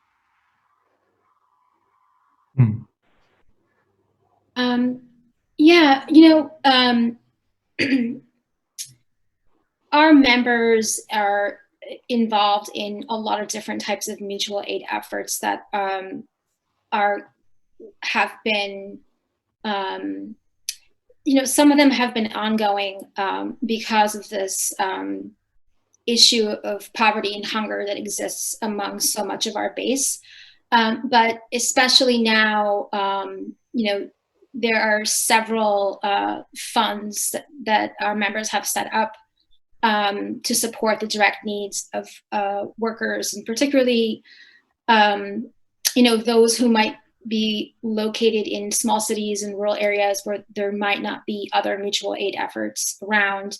And that includes also being the first to make sure that workers have PPEs, or like masks, and other kind of protective gear that they need to protect themselves from the virus. I think for, you know, a large part of our base, they think it's also still necessary to demand, particularly PPEs from employers. Those should be made available by employers to workers. And they see it as also still very important to demand that all workers have access to benefits. And including, like, you know, SNAP is also no longer available to a lot of workers because of the public charge rule. And, you know, they're kind of organizing for local and state sort of supplemental funds for undocumented workers. Street vendors are also organizing to try to sort of get a status as small business owners so that they could apply for loans. So, you know, it's a mix, but at the same time, I think that the larger, you know, the larger analysis and the larger approach is that, you know, that there's not an expectation that this is going to be provided by the government. And, you know, there are a lot of efforts towards building their own sort of means of growing food, whether in rural or urban areas, and feeding their own communities. And a lot of sort of efforts to sort of providing also the kind of education that sort of is needed to further these movements. And that's also, you know, done very much so. Like we are in coalition with many small farmers, in particular farmers of color around the country, and sort of thinking about what that particularly looks like regionally, and in urban areas, you know. And, you know, also with a lot of groups that are thinking about sort of these issues of like long-term sustainability for these communities. Yeah. But I think that, you know, the issue of governance is also a big question as well. You know, when I think about institutions and how workers are connected to them, you know, there are a lot of large hierarchical unions that have been around, right, for a long time. And, you know, what we're seeing is that, you know, they, even in states where, you know, the laws are much easier to organize, that there's a very big disconnection between these kinds of large labor institutions and what the needs of more precarious and informal workers are, and particularly in sectors like the food sector. And I think there's also a trend to see themselves as forming their own independent worker organizations, their own independent unions. And I think that kind of reflects in a way like how they see also kind of like mutual aid and sort of not depending on these institutions that they see as also reflecting the same systems of white supremacy and patriarchy.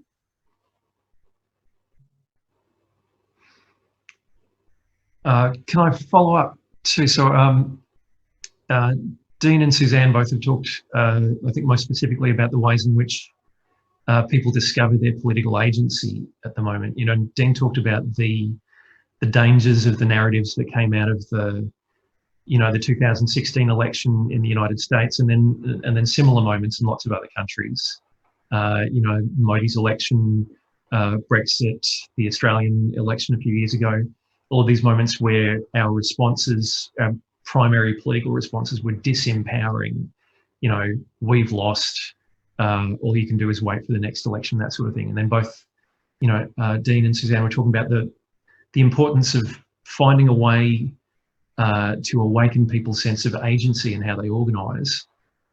And I'm especially interested in what about this moment makes people into suddenly a political subject, and maybe what about this moment makes people into a new kind of political subject, or creates new possibilities for people to understand themselves that way.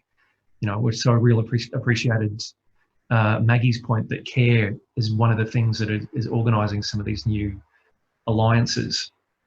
And, you know, so I'm thinking, I'm also, I've been reading about all these moments in which there are these sudden spontaneous wildcat strikes, where people have looked around and realised they have something in common with the person they're working next to. I wonder if you could all say something maybe about, or if any of you who feel like it can say something about, you know, those moments where people become activated as a political subject under the pandemic.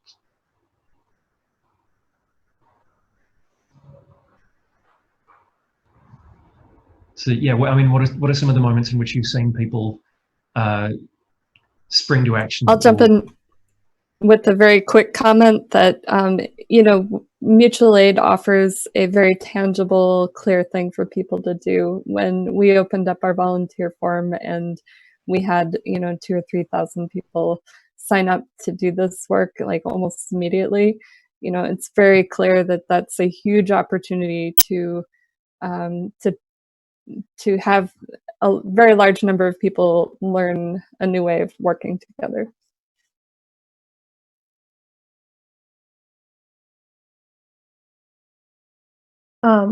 I would just say this conversation is really interesting to me because part of what I hear Suzanne and Dean sort of getting at are some of the contradictions around volunteer work, the state, and then, you know, from the labor perspective, also capital, and that's really who's pulling the strings, right, in all of this.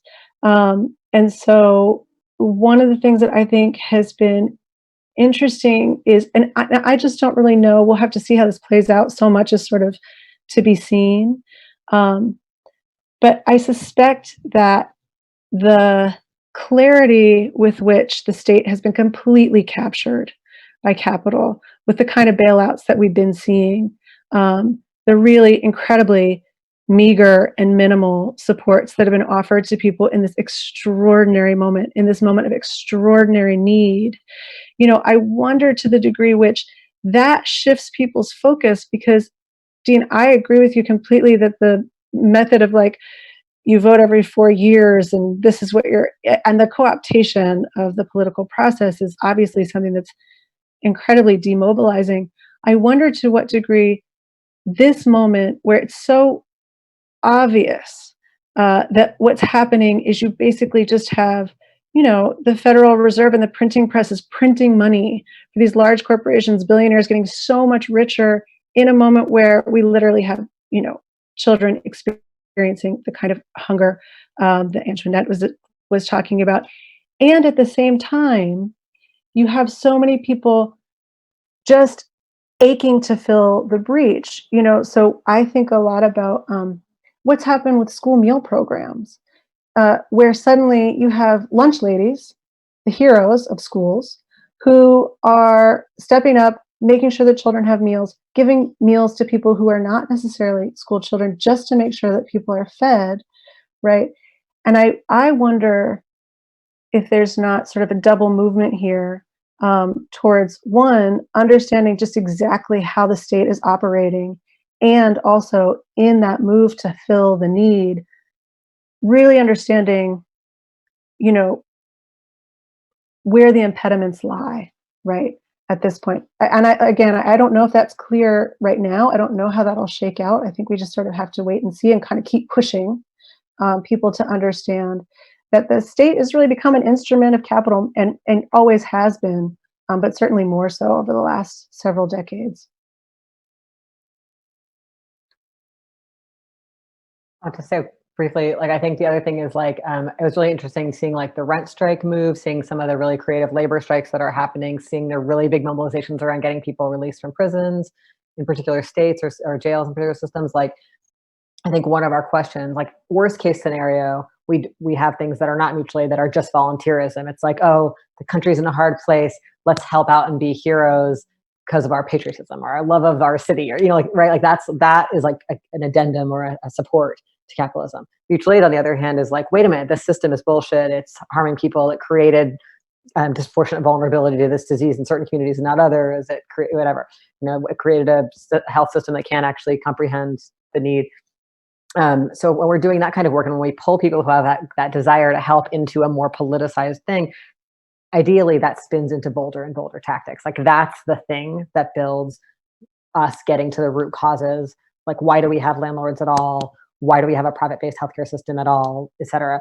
But I think that there's nothing obvious about that. I find Naomi Klein's work really helpful right now. It's just like, I don't have the exact same political program as her, but the fundamental notion that in moments of disaster, you will have like every right-wing fantasy is happening. It's like, they're trying to close the borders. They're trying, everything they can do to take everything away from us all. Let's take away public school, and then you also have the possibility of our left dreams. Like right now here in Seattle, the subway is free. It should always be free. Like we could have some of the things that we want, right?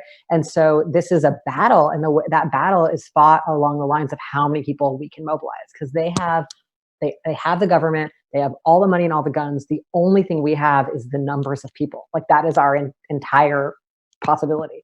And so to me, mutual aid, it's like it being the on-ramp of people coming into organizing, which is what movements have done again and again, and getting politicized and being able to broaden their perspective on what they could want and dream, instead of just like, I want to help out right now, going to, I want to help out and I want to see this thing stop for my community and for everyone's community. Like that's the possibility of this moment that is in no way guaranteed. And it's really going to be based on what we all do.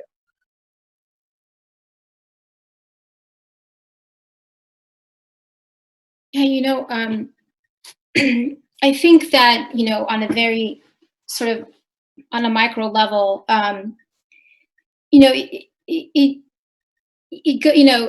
seems like something we'd heard before, but it is really true, is that when groups of workers are seeing other groups of workers who are organizing and winning, and it does sort of visibly, then it does kind of then create the encouragement and motivation that other workers need in order to sort of engage in these kinds of wildcat strikes and so on. And this sense of urgency has really been, at the very beginning, the urgency was kind of almost overwhelming, right? And 5, 6, 7 weeks into the pandemic, there's this kind of like anxiety that came from the urgency that's not necessarily there anymore, because we've had time to kind of say, okay, this is what we're going to do, this is what we're going to do. But in some situations, but in looking at the reality, things are actually worse, are just worsening, and so we're questioning, like, well, why, like, what are the moment of urgency that we were feeling in the beginning? Like, are we feeling, even though the situation is worse, are we feeling less urgent because we feel that because we're trying to win these gains on a policy and organizing level, and we're not really going farther enough, right? So, and we keep also talking about this moment as the opportunity to talk about the ways in which these systems are being kind of exposed, right? The disposability of workers, of poor people, and all the ways that it manifests. It expose the problems in the food system and in labor. But there's still this kind of like big question of like, who's really understanding this, and who's really absorbing this, and like who and how are we taking that, really towards kind of a real collective vision for change in this, in particularly in this society, because sometimes it feels like that collectivity doesn't always exist. I mean, and I don't know, I mean, what folks feel about like what's possible in terms of changing the paradigm, right? For the way that people view labor, for the way that people view these issues that we're grappling with, and particularly changing the paradigm around like capital and wealth and ownership, right? back to this understanding of things like commons and whatnot, right? It seems like the opportunity to do that, but at the same time, we're so busy just reacting to the current moment. So like, what kind of organization, what kind of collective gathering do we need to do that? Because I mean, I kept saying going into this that like the left is so unprepared for this, right? And why is that the case? And like, how do we finally kind of get prepared, you know? And what are the challenges?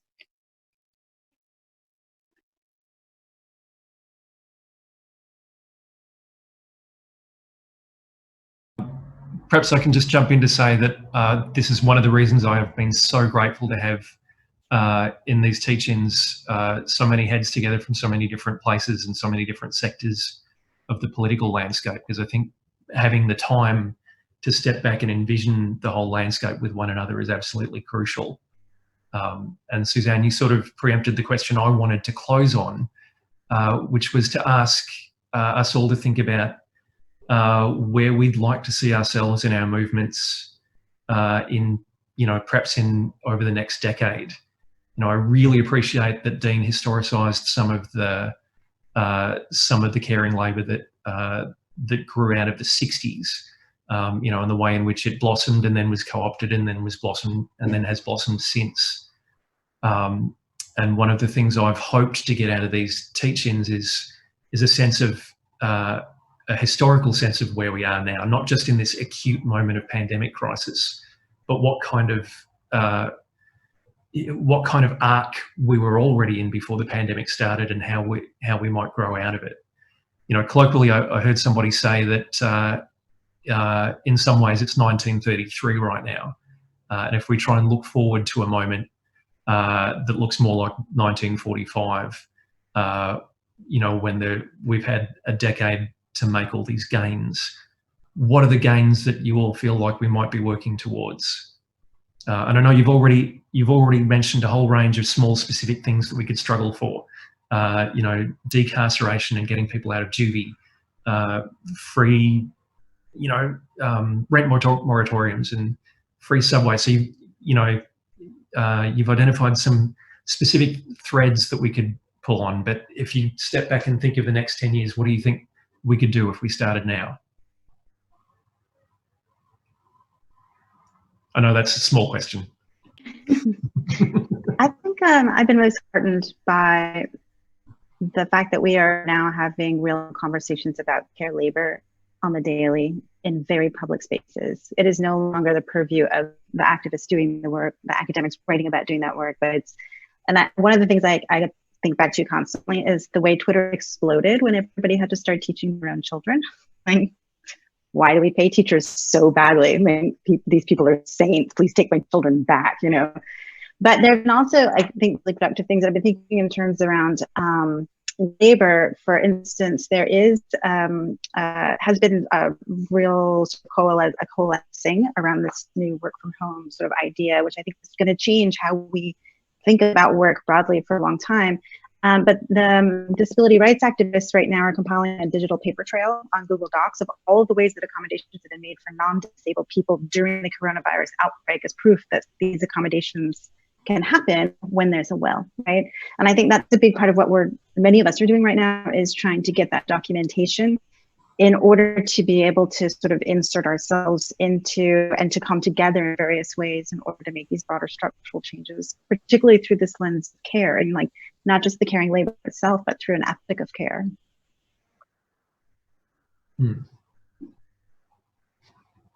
I might piggyback on there too. There was a second question from the chat thread about the history of the distinction between quite skilled and quite unskilled labour, and I wonder if that also is something that we're seeing shift.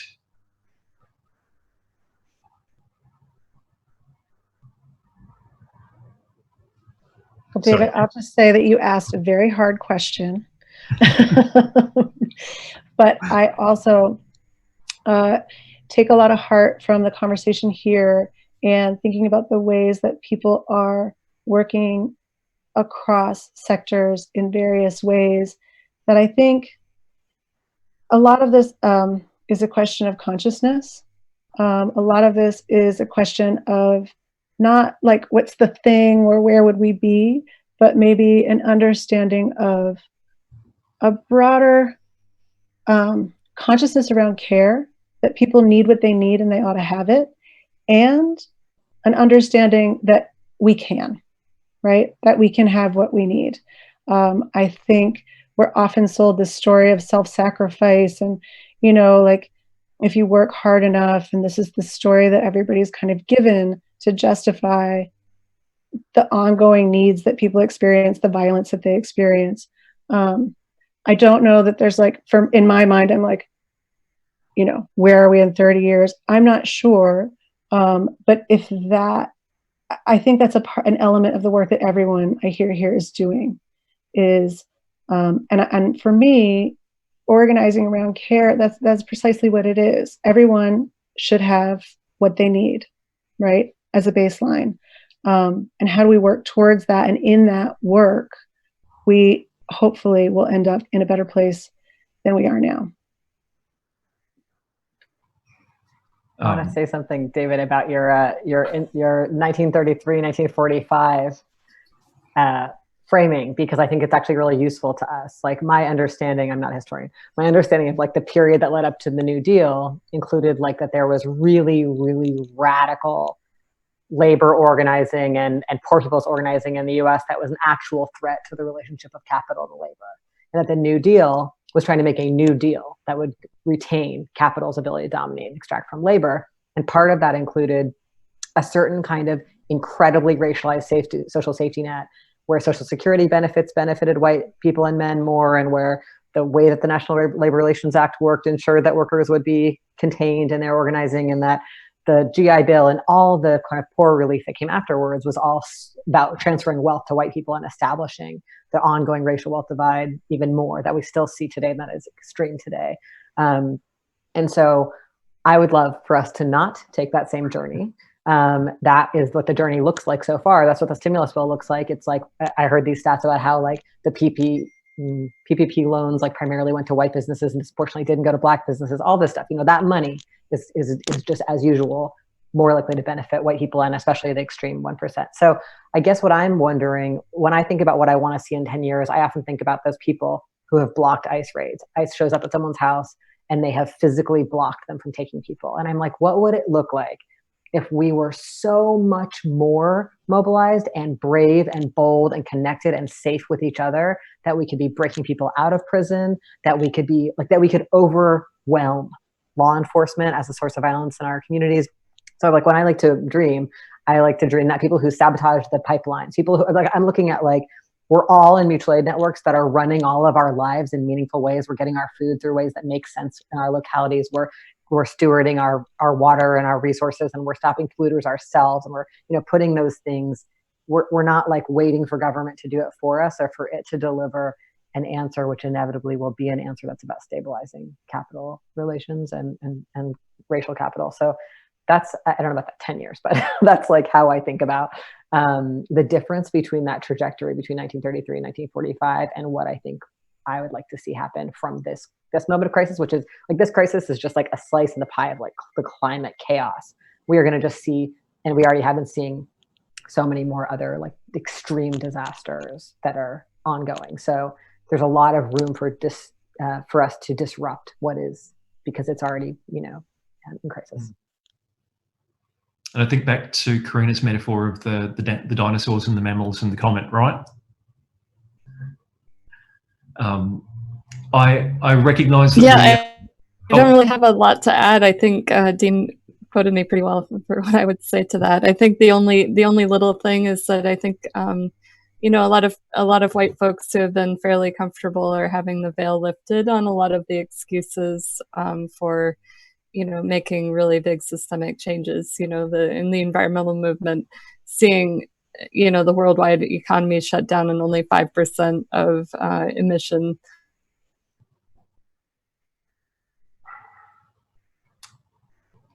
Oh dear, I think we lost Corrina. Takes away the excuse of pointing to personal action.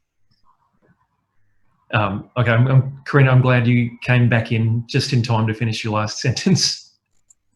I recognise that we've all been talking for a little bit longer than we originally planned, which always happens because these are such good conversations. And before anybody launches into anything else and then feels like they have to stay in front of the screen for longer when they really need to go and grab a snack or whatever, I might call this to a close if that's okay. And so, look, thank you all enormously, and thanks. I know there are about 140 people or so watching via YouTube, and I assume many of them are still with us. Thank you. Thanks to Verso and the Relational Poverty Network. And thanks, Dean, Corrina, Maggie, Tish, Antoinette, and Suzanne.